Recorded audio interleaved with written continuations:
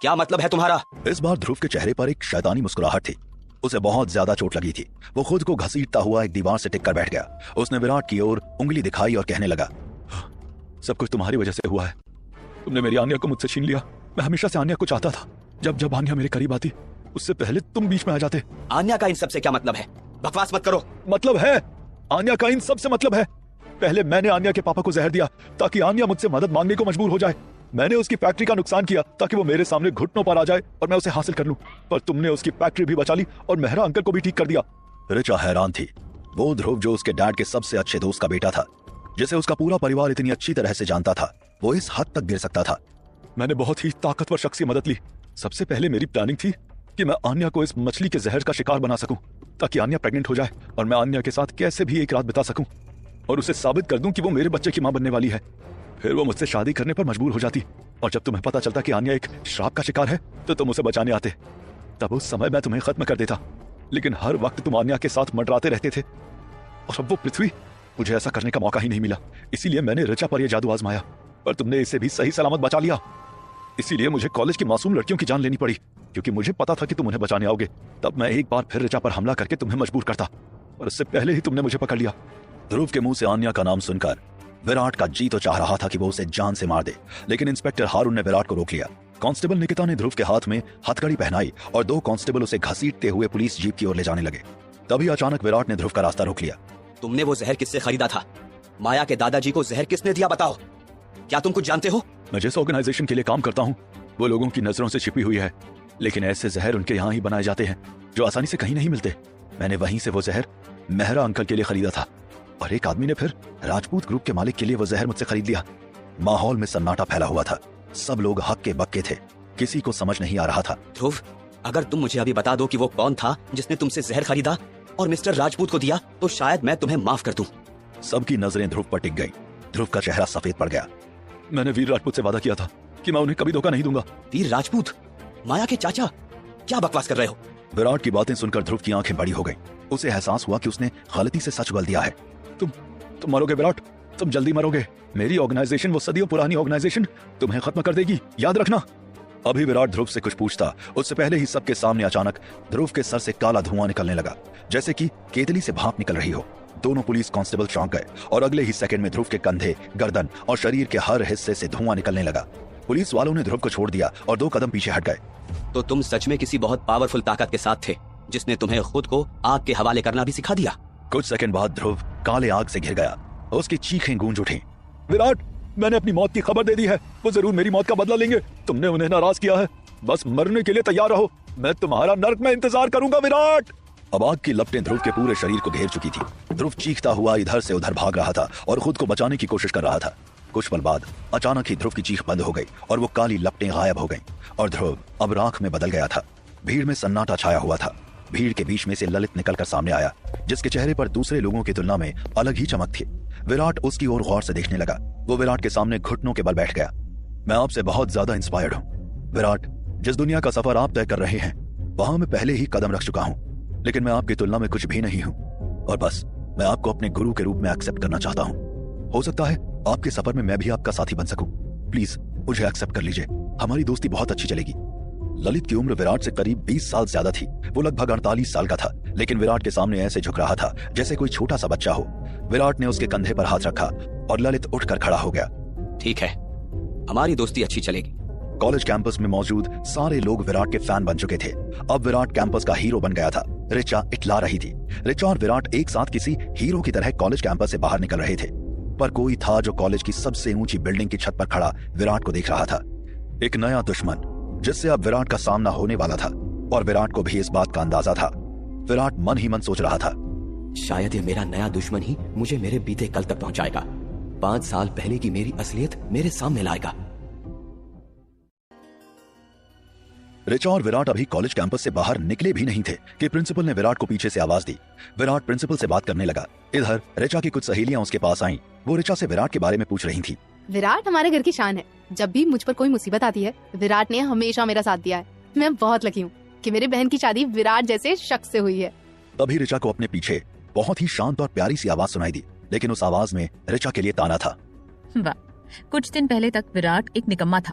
तुम उसके साथ बुरा बर्ताव कर रही थी, ऋचा, तुम तो किताब के पन्नों की तरह अपना चेहरा बदलती हो। त्रिशा की आवाज सुनकर ऋचा का दिमाग खराब हो गया। सबकी नजर त्रिशा की ओर गई। त्रिशा मुस्कुराती हुई पीछे खड़ी थी। उसने सफेद रंग का कुर्ता पजामा पहन रखा था। उसके खुले बाल हवा में लहरा रहे थे। त्रिशा बहुत अच्छी लग रही थी। ओ, तो तुम हो। ये मेरे घर का मामला है, तुम होती कौन हो बीच में टांग अड़ाने वाली? मैंने तो बस सच्चाई बताई है। ऋचा का गुस्सा और बढ़ गया। उसने अपने हाथ कमर पर रख लिए। तुम्हें जलन हो रही है कि मेरे पास विराट जैसा शख्स है ना? त्रिशा सिर झुकाकर हंसने लगी। विराट? अब विराट के बारे में मैं तुमसे क्या कहूँ? जितना कहूँ उतना कम है। क्या मतलब है तुम्हारा? तुम्हारे परिवार में विराट की कोई इज्जत नहीं है, और अब तो तुम जानते ही हो कि विराट के पास कितनी असीम ताकतें हैं। लेकिन तुम्हारा घर एक छोटा सा कुआं है और विराट को समंदर चाहिए। वो तुम्हारे घर में फिट नहीं बैठता। वो एक दिन उस मनहूस घर को छोड़कर चला जाएगा। तुम्हारी इतनी हिम्मत? मेरी बहन और विराट का रिश्ता बहुत अच्छा है। विराट आन्या दी को छोड़कर कभी कहीं नहीं जाएगा, समझी तुम? हो सच ऋचा? कितनी बेवकूफ हो तुम। क्या मतलब है तुम्हारा? मुझे नहीं लगता कि उनका रिश्ता अच्छा है, और विराट जैसे आदमी के आसपास हमेशा लड़कियों की भीड़ होती है, जैसे कि मैं तो कब से इंतजार में बैठी हूँ। ऋचा ने त्रिशा को ऊपर से नीचे तक घूरा। क्या इरादे हैं तुम्हारे? हाँ, बेशर्म हो तुम लाख खूबसूरत से ही विराट तुम्हारे जाल में नहीं फंसने वाला, याद रखना। ऋचा और त्रिशा दोनों विराट के बारे में बात करते हुए विराट की तरफ ही देख रहे थे, जो उन दोनों से थोड़ी दूरी पर प्रिंसिपल के साथ बातचीत में मग्न था। त्रिशा का दिल बेचैन हो रहा था। वो मन ही मन सोच रही थी कि कोई तो ऐसा जादू होता कि अचानक कॉलेज में मौजूद हर एक शख्स गायब हो जाता, तब वो विराट को जाकर गले से लगा लेती। त्रिशा की आंखों में विराट के लिए अजीब सी कशिश थी, जो ऋचा की नजरों से छिपी नहीं थी। विराट कितना हैंडसम है ना ऋचा, तुम्हारी बहन कितनी बेवकूफ है। और तुम कितनी बेशर्म हो। चलो तुम्हें एक नमूना दिखाती हूँ। त्रिशा ने अपना मोबाइल निकाला और जानबूझकर ऋचा के सामने विराट का नंबर डायल करने लगी। ऋचा ने त्रिशा के मोबाइल स्क्रीन की तरफ देखा। तुम्हारे पास विराट का नंबर भी है? कैसे? इसमें कौन सी बड़ी बात है? उसने खुद दिया था। झूठ। सच। सारी रात साथ रहने के बाद भला कोई अपना नंबर क्यों नहीं देगा? ऋचा गुस्से से पागल हो गई। झूठ बोल रही हो तुम। नंबर का क्या है, पर देखना विराट तुमसे ढंग से बात भी नहीं करेगा। चलो देखते हैं। त्रिशा ने स्पीकर ऑन किया। वहाँ ऋचा और त्रिशा के अलावा उनकी ही यूनिवर्सिटी की 2 लड़कियां और खड़ी हुई थी, जो इस तमाशे को गौर से देख रही थी। सबकी नजर बार बार विराट की ओर भी जा रही थी। फोन की रिंग बजती रही। विराट प्रिंसिपल के सामने खड़ा था। उसने फोन स्क्रीन पर त्रिशा का नंबर देखा। उसके चेहरे पर स्माइल आ गई, लेकिन उसने फोन नहीं उठाया। जैसे ही कॉल डिस्कनेक्ट हुई, ऋचा हंसने लगी। कहा था ना, वो तुम्हारा फोन नहीं उठाएगा। तभी विराट ने त्रिशा को मैसेज किया। त्रिशा के चेहरे पर वापस से स्माइल आ गई। त्रिशा ने मैसेज बॉक्स खोला और ऋचा को दिखाने लगी। देखा क्या लिखा है? विराट ने लिखा है, त्रिशा डियर, सॉरी मैं अभी कॉल अटेंड नहीं कर सकता। 10 मिनट दो, तुम्हें तुरंत कॉल कर रहा हूँ। ऋचा त्रिशा के हाथ से मोबाइल छीनना चाहती थी, पर त्रिशा ने अपना मोबाइल खींच लिया और वापस विराट को मैसेज करने लगी। ऋचा झांक कर देखने की कोशिश कर रही थी। रुक जाओ, दिखा रही हूँ। तुम्हें नहीं दिखाऊंगी तो किसे दिखाऊंगी? त्रिशा ने फोन की स्क्रीन एक बार फिर ऋचा की तरफ कर दी। ऋचा गुस्से में मैसेज पढ़ने लगी। वेस्टर्न रेस्टोरेंट में दोपहर 12 बजे मैं इंतजार करूंगी, जल्दी आना। ऋचा ने त्रिशा की तरफ देखकर कहा। देखा, कोई जवाब नहीं दिया ना। रुक जाओ, तुम कितनी ज्यादा उतावली हो जाती हो। थोड़ी देर बाद एक बार फिर त्रिशा का मोबाइल बजा। त्रिशा ने मोबाइल स्क्रीन पर फिर से ऋचा की ओर देखा। मैं पहुंच जाऊंगा। अब तो ऋचा की काटो तो खून नहीं जैसी हालत थी। तुम्हें शर्म नहीं आती? प्यार में भला शर्माना कैसा? ऋचा ने विराट की ओर देखा। वो वाकई अपने फोन की स्क्रीन पर देखकर मुस्कुरा रहा था। थोड़ी देर बाद त्रिशा वहाँ से चली गई। विराट की नजर त्रिशा पर नहीं गई। ऋचा और विराट वहाँ से वापस घर आ गए। पूरे रास्ते रिया के दिमाग में त्रिशा की ही बातें घूम रही थी। ऋचा मन ही मन सोच रही थी, क्या मैं विराट से पूछूं कि वो त्रिशा से बात क्यों कर रहा है? क्या वो सच में त्रिशा से मिलने जाएगा? ऋचा की नजर अब बार बार गाड़ी ड्राइव करते हुए विराट की ओर जा रही थी। तभी विराट के फोन की रिंग बजने लगी। विराट ने फोन उठाया। हेलो, ठीक है, मैं जल्दी पहुंच जाऊंगा, तुम परेशान मत हो। वैसे भी मुझे तुमसे खास बात करनी थी। ऋचा का ध्यान सिर्फ विराट की तरफ था। विराट ने फोन रखा और ऋचा की ओर भौहें उठाकर पूछा। ऋचा ने ना में सिर हिला दिया। विराट ने ऋचा को घर पर ड्रॉप किया और गाड़ी मोड़कर जाने लगा। ऋचा मन ही मन सोच रही थी, क्या ये सच में त्रिशा से मिलने गया होगा? और त्रिशा से कौन सी जरूरी बात करेगा? क्या मुझे आन्या दी को बताना चाहिए? करीब आधे घंटे बाद विराट की आलीशान फरारी एक रेस्टोरेंट के बाहर रुकी। विराट धीमे कदमों से रेस्टोरेंट के अंदर जाने लगा। रेस्टोरेंट में एक लड़की विराट का इंतजार कर रही थी, जिसने ऊपर से नीचे तक सफेद रंग के कपड़े पहन रखे थे। उसके खुले बाल पंखे की हवा में धीरे धीरे हिल रहे थे। उसे देखते ही विराट के चेहरे पर स्माइल आ गई। वो जाकर सामने बैठ गया और उसे देखकर मुस्कुराने लगा। विराट के सामने माया बैठी हुई थी। तुमने देर कर दी, मैं कब से तुम्हारा इंतजार कर रही हूँ। सॉरी, गलती हो गई। माया राजपूत को इंतजार करवा दिया। अपनी बॉस को भला कोई इंतजार करवाता है? क्या लोगे? ऑर्डर कर दो, मैंने अपने लिए कॉफी मंगवाई है। सच कहूँ, मुझे ना ये मेन्यू देखकर ऑर्डर करते नहीं बनता। जो तुम खा रही हो वही मैं खा लूंगा, जो तुम पी रही हो मुझे मंजूर है। माया ने विराट के लिए भी फिलहाल कॉफी ऑर्डर कर दी। तुम मुझे कुछ बताने वाले थे, बोलो। माया, तुम्हारे दादाजी को जहर देने वाले शख्स का पता चल गया है। कौन है वो? शायद तुम मेरी बातों पर यकीन ना कर पाओ, लेकिन यही सच्चाई है। प्लीज विराट बोलो। तुम्हारे चाचा वीर राजपूत, उन्होंने तुम्हारे डैड को जहर दिया है। क्या बोल रहे हो तुम? नहीं, ऐसा नहीं हो सकता। माया, जानता हूँ इस बात पर यकीन करना थोड़ा मुश्किल है, लेकिन ये सच ध्रुव ने मुझे खुद बताया है। और ध्रुव कहाँ है? ध्रुव इस दुनिया में नहीं रहा। क्या मतलब? विराट ने वो सारी कहानी माया को बता दी। माया सुनकर हैरान थी। वो सोच भी नहीं सकती थी कि कोई इतना निर्दयी हो सकता है। वो कौन सी ऑर्गेनाइजेशन है विराट जो अब तुमसे बदला लेगी? मैं भी नहीं जानता, बस इतना जानता हूँ कि कोई बहुत बड़ा खतरा मेरी ओर पड़ रहा है। मुझे यकीन नहीं हो रहा कि मेरे चाचा ऐसा कर सकते हैं, पर उन्होंने ये सब कुछ क्यों किया होगा? माया, अब ये तो तुम ही बता सकती हो, पर तुम्हें पता करना होगा, वरना वो दोबारा कोशिश कर सकते हैं। लेकिन सावधान रहना, जो शख्स अपने पिता को जहर दे सकता है वो कुछ भी कर सकता है। विराट थैंक यू, तुम नहीं होते तो क्या होता, पर मुझे लगता है अभी मुझे दादाजी को नहीं बताना चाहिए, वो ये सदमा बर्दाश्त नहीं कर पाएंगे। विराट ने सहमति में सिर हिलाया। जब तक सही वक्त ना हो तब तक कुछ भी करने की जरूरत नहीं है, और मैं हमेशा तुम्हारे साथ हूँ। अगर किसी भी मदद की जरूरत हो तो मुझे बताना। Thank you so much Virat. Virat ने राहत की सांस ली। माया ने अपने हैंडबैग से एक छोटी सी USB ड्राइव निकाली और विराट की तरफ बढ़ाने लगी। विराट, ये क्या है? तुमने बहुत सारे एहसान किए हैं मुझ पर, एहसान चुकाने का एक तरीका। इसमें पृथ्वी से जुड़ी कुछ खास जानकारी है, तुम्हारे काम आएगी। कैसी जानकारी? इसमें एक वीडियो है, तुम खुद देख लेना।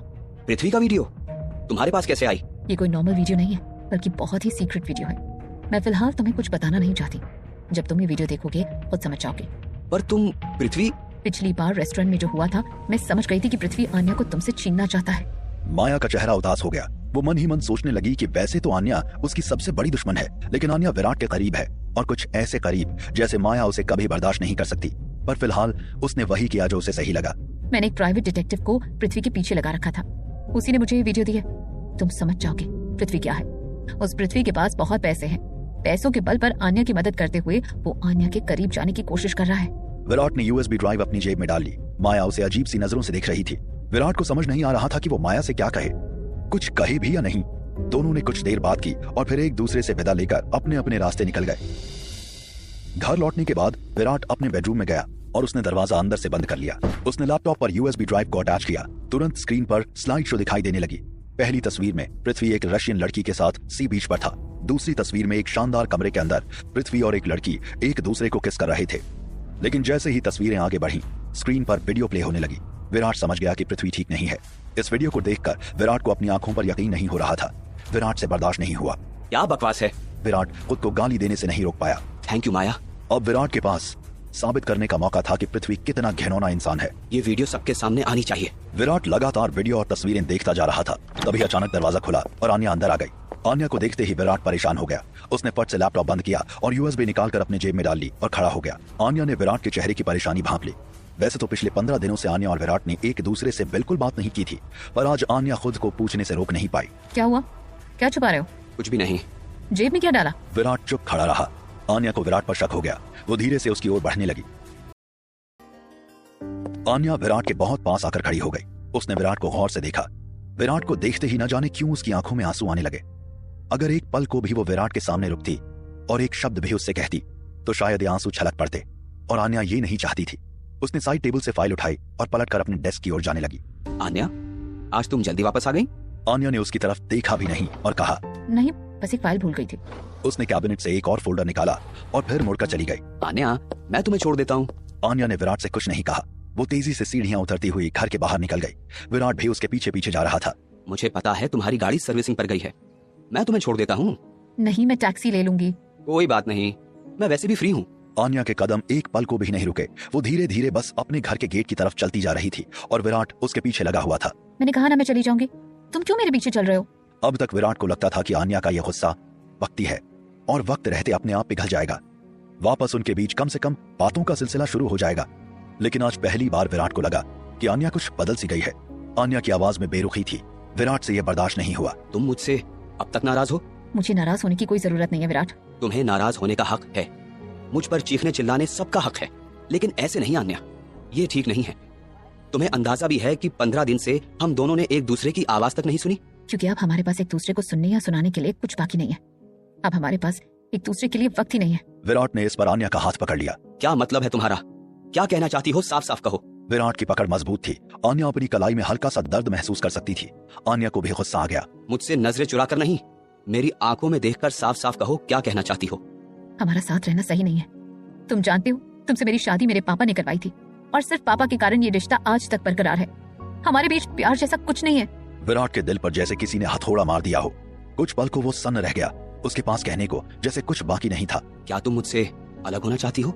आन्या की आंखों में आंसू आ गए। उसका गला भारी होने लगा। उसे ऐसा लगा कि अगर विराट एक पल को और उसकी ओर देखेगा तो वो फूट फूट कर किसी बच्चे की तरह रोने लगेगी। आन्या पीछे पलट गई। उसने अपने आंसू पोंछे, एक लंबी सांस ली और बिना विराट की तरफ देखे उससे कहा, हाँ, मैं तुमसे तलाक लेना चाहती हूँ। आन्या की आंखों से आंसू बहने लगे। विराट की आंखें भी नम हो गईं। 5 साल पहले पापा ने तुम्हारी शादी मुझसे करवाई।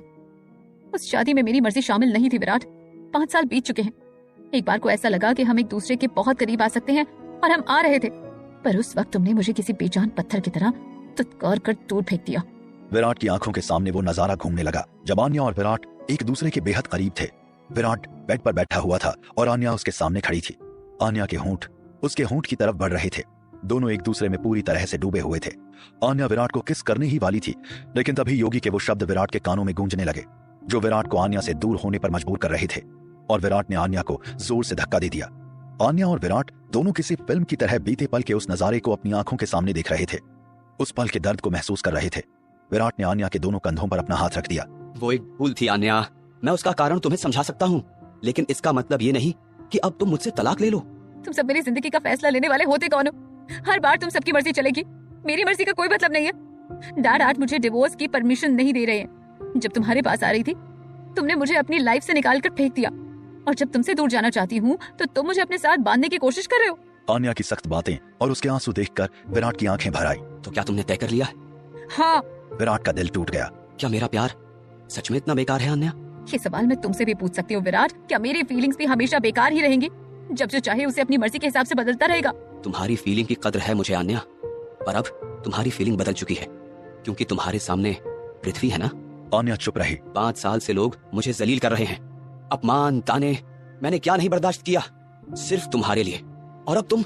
आन्या का दिल और भी टूट गया। हमारे 5 साल के रिश्ते में एक पल भी ऐसा नहीं था आन्या जिसको याद करके तुम अपना फैसला बदल लेती। अगर तुम्हारी ऐसी ही मर्जी है तो ठीक है, मैं आजादी को रिश्ते की नींव मानता हूँ, बंधन को नहीं। जल्दी डाइवोर्स के पेपर्स तुम्हारे हाथ में होंगे, साइन कर देना। तुम पेपर तो भेजो, मैं एक पल नहीं लगाऊंगा। आन्या विराट से एक शब्द नहीं कह पाई, लेकिन उसके आंसुओं की धार विराट को बहुत कुछ कह रही थी। वो दोनों चुपचाप पलटकर अपने अपने रास्ते चले गए। रात के 9 बजे शहर के सबसे शानदार होटल पवेलियन की सबसे ऊपरी मंजिल पर एक शानदार पार्टी ऑर्गेनाइज की गई थी। पार्टी हॉल की खूबसूरती सबका ध्यान अपनी ओर खींच रही थी। माहौल बहुत खुशनुमा था और हॉल में गूंजने वाला सॉफ्ट म्यूजिक सबके मूड को लाइट करने का काम कर रही थी। यह पार्टी आन्या की ब्यूटी कंपनी की ओर से रखी गई थी। वाइन के गिलास हाथ में लिए हर कोई पार्टी को एंजॉय कर रहा था। भले ही पार्टी आन्या की कंपनी की ओर से रखी गई हो, लेकिन पार्टी का पूरा जिम्मा पृथ्वी ने अपने कंधों पर ले रखा था। शहर की बड़ी बड़ी कंपनियों के सीईओ और मैनेजर इस पार्टी में शामिल थे। What a wonderful party! Amazing, luxurious decoration. पृथ्वी शानदार और दिलदार आदमी है। मैंने सुना है आज रात कुछ सरप्राइज भी है। तुम्हें नहीं पता, ये पूरी पार्टी असल में आन्या मेहरा के लिए है। पृथ्वी और आन्या के बीच कुछ चल रहा है। पृथ्वी आन्या से बेइंतहा प्यार करता है। तभी मैं सोचूं पृथ्वी जैसा आदमी आन्या मेहरा की डूबती ब्यूटी कंपनी में इन्वेस्ट क्यों कर रहा है। तो ये सब बिजनेस के लिए नहीं बल्कि आन्या के लिए था। सभी गेस्ट पार्टी के अरेंजमेंट से बहुत खुश थे। इस बीच आन्या और उनकी सेक्रेटरी एंजी एक साइड में बैठे हुए थे। आन्या के चेहरे पर थोड़ी नर्वसनेस थी। एंजी कहने को तो आन्या की सेक्रेटरी थी, पर दोनों की बहुत अच्छी दोस्ती थी। आन्या अक्सर काम से थककर अगर किसी से कुछ कहती तो वो एंजी ही थी। एंजी ने धीरे से अपनी कोहनी से आन्या को छुआ। मैडम, देख रही हैं आप, पृथ्वी सर स्टेज पर हैं, लोगों को ग्रीट कर रहे हैं, पर आपको रेडी रहना चाहिए, वो जरूर कोई बड़ी अनाउंसमेंट करने वाले हैं। आन्या ने एंजी से कुछ नहीं कहा। वो बस धीरे से मुस्कुराने लगी, लेकिन उसकी मुस्कुराहट बनावटी थी। आंखों में घबराहट साफ झलक रही थी। अब इतना भी क्या शर्माना, बता दीजिए पृथ्वी सर क्या कहने वाले हैं। मुझे नहीं पता एंजी, कब किसका मूड बदल जाए, पहले से कुछ नहीं कहना चाहिए। तभी पृथ्वी की आवाज चारों ओर गूंजने लगी। उसके हाथ में माइक था। चारों ओर सन्नाटा छाया हुआ था। सब पृथ्वी को सुनना चाहते थे। सब उसकी स्पीच का बेसब्री से इंतजार कर रहे थे। पीछे खड़ी एक लेडी काफी देर से पृथ्वी को निहार रही थी। एंजी की नजर उस पर टिकी हुई थी। उस लेडी ने फुसफुसाते हुए कहा, किस्मत वाली होगी वो लड़की जो पृथ्वी के साथ आगे बढ़ेगी, जिसकी शादी पृथ्वी के साथ होगी एंजी ने आन्या के कानों में कहा। मैम, देखा आपने, ये लेडी आपके पृथ्वी पर लट्टू हुए जा रही है। इसे बता दो कि पृथ्वी आपका दीवाना है। चुप करो एंजी, देखो पृथ्वी कुछ बोल रहा है। आन्या और एंजी अब उठकर खड़े हो गए। पृथ्वी ने माइक पकड़ा और मुस्कुराते हुए बोलने लगा। आज की ये भव्य शाम मेरी और आन्या की कंपनी के नाम है। उम्मीद है कि दोनों कंपनियां एक साथ खूब तरक्की करेंगी। पृथ्वी ने आन्या की ओर हाथ दिखाया और मुस्कुराने लगा। आन्या ने भी धीरे से पृथ्वी को हाय किया। पर मैं इस शाम का फायदा उठाना चाहता हूँ। कोई है जिसने मेरे दिल और दिमाग पर अपना कब्जा कर लिया है और मैं उससे अपने प्यार का इजहार करना चाहता हूँ। ये कहते हुए पृथ्वी ने आन्या की ओर देखा और उसकी ओर इशारा करने लगा। सबकी आंखें पृथ्वी से हटकर आन्या पर टिक गई। आन्या के पास मुस्कुराने के सिवा कोई चारा नहीं था, पर उसके दिल की धड़कनें 1000 गुना तेजी से दौड़ रही थीं। एंजी, ऐसे भी क्या चलती, स्टेज में जाकर क्यों अनाउंस करना? अकेले में भी तो कह सकता था ना। जब पृथ्वी आपको प्रपोज करेगा तो कुछ तो कहेंगी। भाग मत जाना, अभी से तैयारी कर लो। आन्या, आज मैं सबके सामने तुम्हें अपने दिल की बात कहना चाहता हूँ। तुम मुझे बहुत अच्छी लगती हो। जब मैंने तुम्हें पहली बार देखा था तब से ही तुम मेरे दिल में बस गई हो, और आज इस खास मौके पर मैं तुम्हारे सामने प्रपोज करता हूँ। आन्या का चेहरा लाल हो गया, उसके दिल की धड़कनें तेज हो गईं। मैं जानता हूं कि तुम पहले से शादीशुदा हो, लेकिन मैं तुम्हें बताना चाहता हूं कि मेरा प्यार सच्चा है। मैं तुम्हें वो सब कुछ दूंगा जो तुमने कभी सोचा भी नहीं होगा। मैं तुम्हारे साथ पूरी जिंदगी बिताना चाहता हूं। तालियों की गड़गड़ाहट से पूरा हॉल गूंजने लगा था। सबकी नजर आन्या और पृथ्वी पर ही टिकी हुई थी। आन्या और भी घबरा गई। आन्या मन में सोचने लगी, आराम से पृथ्वी, इतनी जल्दबाजी क्यों? आन्या, क्या तुम्हें मेरा प्रपोजल एक्सेप्ट है? क्या तुम भी मुझे पसंद करती हो? क्या तुम भी पूरी जिंदगी मेरे साथ बिताना चाहती हो?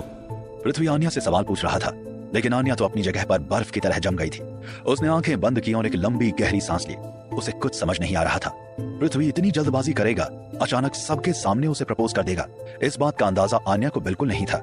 आन्या ने सोचा कि पृथ्वी दोनों कंपनियों के जॉइंट वेंचर की बात करेगा, पर पृथ्वी तो उन दोनों की पर्सनल लाइफ की बात कर रहा था। पृथ्वी ने एक बार फिर इशारे से आन्या को अपनी ओर बुलाया, तो आन्या ने स्टेज के नीचे खड़े होकर थोड़ी बुलंद आवाज में कहना शुरू किया। मुझे माफ करना पृथ्वी, मैं तुम्हें पसंद करती हूँ और ये बात तुम जानते हो, लेकिन ये बहुत बड़ा फैसला है। मुझे सोचने के लिए कुछ वक्त चाहिए। सभी गेस्ट सन्न रह गए। एंजी भी शॉक हो गई। आपको और वक्त चाहिए आन्या मैम। अपने किस्मत के दरवाजे अपने ही मुंह पर मत बंद करिए। क्या कर रही हैं आप? पृथ्वी स्टेज की सीढ़ियां उतरते हुए नीचे आया और उसने आन्या का हाथ कसकर पकड़ लिया। आन्या थोड़ा डर गई। आन्या को समझ नहीं आया कि पृथ्वी क्या करना चाहता है। आन्या, तुम क्या कहना चाहती हो? खुलकर कहो। पृथ्वी, बस थोड़ा सा वक्त, मेरी कंडीशन समझने की कोशिश करो। ये फैसला बहुत बड़ा है। मैं बहुत खुश हूँ कि तुमने मुझे इस लायक समझा, लेकिन मुझे थोड़ा सा वक्त दे दो प्लीज। ठीक है आन्या, मैं तुम्हें सोचने का पूरा वक्त दूंगा, लेकिन याद रखना मेरा प्यार सच्चा है और मैं इंतजार कर सकता हूँ। पृथ्वी को मुस्कुराते देख आन्या के दिल को सुकून मिला। आन्या को डर था कि कहीं पृथ्वी नाराज ना हो जाए, लेकिन ऐसा कुछ नहीं हुआ। आन्या भी मुस्कुराने लगी। आन्या ने हल्की मुस्कान के साथ सिर हिलाया। Thank you Prithvi. पवेलियन के सबसे ऊपरी मंजिल पर पार्टी ने फिर से रफ्तार पकड़ ली। आन्या और पृथ्वी कई और कपल्स के साथ स्टेज पर खड़े डांस कर रहे थे। पृथ्वी ने सब कुछ पहले से ही अरेंज कर रखा था। प्लान के मुताबिक अचानक से लाइट बंद हो गई और एक फ्लैश लाइट से आन्या और पृथ्वी के ऊपर चमकने लगी। आन्या की नजरें चारों ओर निहार रही थी। तभी अचानक से लाइट्स ऑन हुई और गुलाब की ढेर सारी पंखुड़ियां आन्या और पृथ्वी के सर पर गिरने लगी, जिससे आसपास की हवा में गुलाब की खुशबू फैल गई। सारे गेस्ट खुश हो गए और माहौल भी रोमांच से भर गया था। ये सब क्या है पृथ्वी? मैंने सब कुछ अरेंज किया था, ये सोचकर कि आज हम अपनी एंगेजमेंट की तारीख भी तय कर लेंगे। पर ठीक है, तुमने वक्त मांगा, कोई बात नहीं, लेकिन अपने स्पेशल दिन को खराब क्यों करना? और क्या प्लान किया था तुमने? पृथ्वी ने एक बड़ी सी डिजिटल स्क्रीन की ओर इशारा किया जो अभी बंद थी, और आन्या के देखते ही वो अचानक खुल गई। सबका ध्यान भी उसी स्क्रीन की ओर चला गया। स्क्रीन पर आन्या के कॉलेज के दिनों की तस्वीरें आने लगी। एक मासूम लड़की सफेद कपड़ों में किताबें हाथ में पकड़े हुए चल रही थी। अरे, ये तो आन्या है। आन्या भी मुस्कुराने लगी। उसके कॉलेज के दिन उसकी आंखों के सामने घूमने लगे थे। पृथ्वी ने फिर से माइक अपने हाथों में ले लिया। क्या तुम्हें हमारे कॉलेज के दिन याद हैं? तुम्हारी वो मासूम मुस्कान मुझे आज भी याद है। लगातार एक के बाद एक पृथ्वी और आन्या के कॉलेज की तस्वीरें स्क्रीन पर चलने लगी थी। सब इस क्यूट कपल को देखकर खुश हो रहे थे कि अचानक ही स्क्रीन बदल गई और एक तस्वीर सामने आई जिसमें पृथ्वी एक एजेड महिला के साथ था। दोनों एक ही बिस्तर पर लेटे हुए थे और जो कुछ चल रहा था उसे देखकर सबकी आंखें हैरानी से चौड़ी हो गईं। ये तो पृथ्वी सर है। एक के बाद एक तस्वीरें बदलती जा रही थीं। हर तस्वीर में पृथ्वी अलग अलग फीमेल्स के साथ नजर आ रहा था। अचानक एक और तस्वीर आई जिसमें वो एक बच्ची के साथ था और उसके साथ सेक्सुअल असॉल्ट करने की कोशिश कर रहा था। उस लड़की की उम्र सिर्फ 12 या 13 साल थी। पिक्चर के बाद एक वीडियो प्ले हुआ जिसमें वही बच्ची थी। उस बच्ची की आवाज चारों ओर गूंजने लगी। अंकल प्लीज मुझे छोड़ दो, मुझे दर्द हो रहा है। आगे सबने उस स्क्रीन पर जो देखा वो देखकर सबकी आंखें दंग रह गई। पृथ्वी ने उस बच्ची के साथ हैवानियत की सारी हदें पार कर दी थी। पूरे हॉल में सनसनी मच गई। आन्या का चेहरा सफेद पड़ गया, उसकी जबान पर तो मानो ताले लग गए थे। पृथ्वी भी पागलों की तरह चीखने लगा, ये क्या है, बंद करो इसे, तुरंत बंद करो। अभी पृथ्वी कुछ कर पाता, उससे पहले ही पृथ्वी की एक अजीब सी तस्वीर सामने आई, जिसमें पृथ्वी एक गे के साथ था। उस तस्वीर को देखकर सबने अपनी आंखें बंद कर ली। आन्या से रहा नहीं गया और वो सोफे पर बैठ गई। उसने अपना सर पकड़ लिया। ये भगवान, ये आदमी तो बहुत घिनौना है। वीडियो कौन प्ले कर रहा था, कहां से प्ले कर रहा था, ये भी किसी को समझ नहीं आया। पृथ्वी चाह कर भी स्क्रीन पर चलती पिक्चर्स और वीडियोस को रोक नहीं पाया। पृथ्वी भागता हुआ आन्या के पास गया और वो आन्या के सामने घुटनों के बल बैठ गया। आन्या, ये सब झूठ है, कोई मेरे साथ मजाक कर रहा है, तुम देख रही हो ना, कोई हमारा रिश्ता खत्म करने की कोशिश कर रहा है। आन्या आन्या ने उसकी बात को सुनकर भी अनसुना कर दिया और तेजी से वहां से चली गई। आन्या की आंखों में आंसू थे। वहां से बाहर निकलती आन्या की ये हालत सबने देखी। पता लगाओ ये सब किसने किया है, मैं उसे जिंदा जला दूंगा। सभी गार्ड्स प्रोजेक्शन हॉल की तरफ गए, लेकिन वहां कोई नहीं था। जो भी ये तस्वीरें चला रहा था वो भागने में कामयाब रहा। पूरे हॉल में हलचल मची हुई थी। हर कोई पृथ्वी को देख रहा था। सबकी आंखों में पृथ्वी अपने लिए नफरत देख सकता था। तभी एंजी पृथ्वी के ठीक सामने आकर खड़ी हो गई। आन्या कहाँ है एंजी? अगर आपको यही सब कुछ दिखाना था तो आन्या को प्रपोज क्यों किया? आपको पता है वो कितनी ज्यादा दुखी हो गई। अगर आप किसी का दिन नहीं बना सकते तो दिन बर्बाद करने का भी कोई हक नहीं है। खैर, आप जैसे शख्स से बात करना ही बेकार है। एंजी भी मुंह बनाते हुए वहां से निकल गई। सब खत्म हो गया, मैं बर्बाद हो गया। पवेलियन होटल के सामने सड़क किनारे विराट हल्की ठंडी हवा के बीच अपनी कार में बैठा सिगरेट पी रहा था। उसके चेहरे पर एक ठंडी मुस्कान थी, जैसे मानो उसने बहुत बड़ी जंग जीत ली हो और उसे सेलिब्रेट कर रहा हो। आज रात की तन्हाई भी उसे सुकून दे रही थी। अंधेरे में फैले वो बादल उसे चीख चीख कर कह रहे थे कि जीत विराट के नाम हुई। तभी पीछे से आती कदमों की आहट ने विराट का ध्यान अपनी ओर खींच लिया। विराट ने पीछे मुड़कर देखा, एक वेटर धीरे धीरे विराट की ओर ही आ रहा था। उस वेटर को देखकर विराट के चेहरे पर फैली स्माइल और ज्यादा चौड़ी हो गई। करीब 20-22 साल का वो नौजवान वेटर विराट के ठीक सामने आकर खड़ा हो गया। बोलो, वैसे तुम्हारा चेहरा सब कुछ कह रहा है, पर अब मुंह खोलो। मिस्टर विराट, आपका काम हो गया है। सब वैसा ही हुआ जैसा आपने कहा था। अब तक तो आन्या मैडम वहां तमाशा कर चुकी होंगी। गलत, आन्या तमाशा नहीं करती। कितना भी दर्द हो वो चुपचाप वहां से निकल आएगी, क्योंकि वो आन्या है। तमाशा तो पृथ्वी कर रहा होगा, पर अब उसकी बात कोई नहीं सुनेगा। बिल्कुल सर, ये वही वेटर था जिसने हॉल के टॉप फ्लोर की कॉन्फ्रेंस हॉल पर पृथ्वी की तस्वीर और वीडियो के सहारे हंगामा मचाया था। बड़ी स्क्रीन पर अचानक से पृथ्वी की वो वाहियात और अजीब सी तस्वीर इस वेटर ने प्ले की थी। विराट ने वेटर को पहले से ही समझा दिया था और वेटर ने बिल्कुल वैसा ही किया। उसने बड़ी चालाकी से यूएसबी ड्राइव को प्रोजेक्टर पर लगाया और अपने काम को अंजाम देकर जल्द ही वहां से निकल गया। बहुत बढ़िया काम किया तुमने। अब इनाम की बारी है। मैं होटल के मालिक से कहूंगा कि वो तुम्हारी ड्यूटी लॉबी में मैनेजर के तौर पे लगा दे। विराट की बात सुनते ही वेटर खुशी से झूम उठा और खुश होते हुए उसने विराट को गले से लगा लिया। Thank you sir, thank you so much. Virat ने वेटर को धीरे से खुद से दूर किया और इशारे से उसे जाने के लिए कहा। विराट कुछ देर तक वेटर को जाते देखता रहा, पर उसने अपनी जेब से मोबाइल निकाला और एक नंबर डायल करने लगा। इधर विराट के चेहरे पर खुशी की लहर दौड़ उठी थी और उधर पृथ्वी मातम के पल गिन रहा था। कॉन्फ्रेंस हॉल में पृथ्वी फर्श पर बैठा हुआ था। तभी उसका मोबाइल फोन बज उठा। कौन है? पृथ्वी, इतनी जल्दी आवाज भूल गए? कौन बोल रहा है? कैसा लगा तमाशा? मजा आया? पृथ्वी चौंक गया। उसके चेहरे पर चिंता और गुस्से की मिली जुली लकीरें साफ नजर आ रही थी। तुम कौन हो और ये सब तुमने क्यों किया? अरे किसी ने सोचा होगा कि तुम इतने गिरे हुए इंसान हो पृथ्वी। बाहर से तुम कितने सभ्य दिखते हो और अंदर से उतने ही शैतान। बूढ़ी औरत, मासूम लड़कियां, यहाँ तक कि तुमने बच्चियों को भी नहीं छोड़ा। वैसे बच्चियों का ये माजरा क्या है? पृथ्वी को अब पूरा मामला समझ में आ गया था। वो समझ गया कि ये सब विराट का ही काम था। तुम्हारे पास ये वीडियोस कैसे आई? मैं कौन हूँ ये जानकर क्या करोगे? बस इतना समझ लो, आगे से किसी और की वाइफ पर नजर मत डालना, खासकर आन्या पर। You bloody bastard! सामने आके बात कर। मैं बास्टर्ड हूँ तो तुम क्या हो? वो मासूम लड़कियां जिन्हें तुमने गोद लिया, जिनकी जिंदगी संवारने का वादा किया, उनके साथ तुम। मुझे क्या, हर किसी को तुम पर घिन आनी चाहिए। पृथ्वी की मुट्ठी कस गई। वो इतने गुस्से में था कि उसकी सांसें तेज हो चुकी थीं। अब उसका शक यकीन में बदल गया था कि सामने फोन पर विराट ही है। तुमने अपने मन की कर ली विराट, अब मुझसे दूर रहना। मेरे सामने आए तो मैं तुम्हें जिंदा नहीं छोड़ूंगा। गुस्सा शांत रखो जनाब, ज्यादा बकवास की तो तुम्हारी सारी वीडियो इंटरनेट पर डाल दूंगा। पृथ्वी को अब डर सताने लगा था। वो जानता था कि अगर ये वीडियोस इंटरनेट पर आ गए तो उसकी इमेज पूरी तरह बर्बाद हो जाएगी। तभी विराट ने फोन रख दिया। फोन काटने के बाद विराट की नजर अचानक से होटल के बाहर की ओर भागती एक लड़की पर पड़ी। वो लड़की और कोई नहीं, उसकी आन्या थी। उसकी आंखों में आंसू और चेहरे पर गुस्सा साफ नजर आ रहा था। भागती हुई आन्या का दुपट्टा और उसके बाल हवा में लहरा रहे थे। आन्या, मुझे पता है कि तुम बहुत दुखी हो, लेकिन कभी कभी सच का सामना करना जरूरी होता है। सच अक्सर कड़वा ही होता है। आन्या ने हमेशा पृथ्वी को अपने सपनों का राजकुमार माना था। पर आज सच्चाई जानकर उसका दिल टूट चुका था।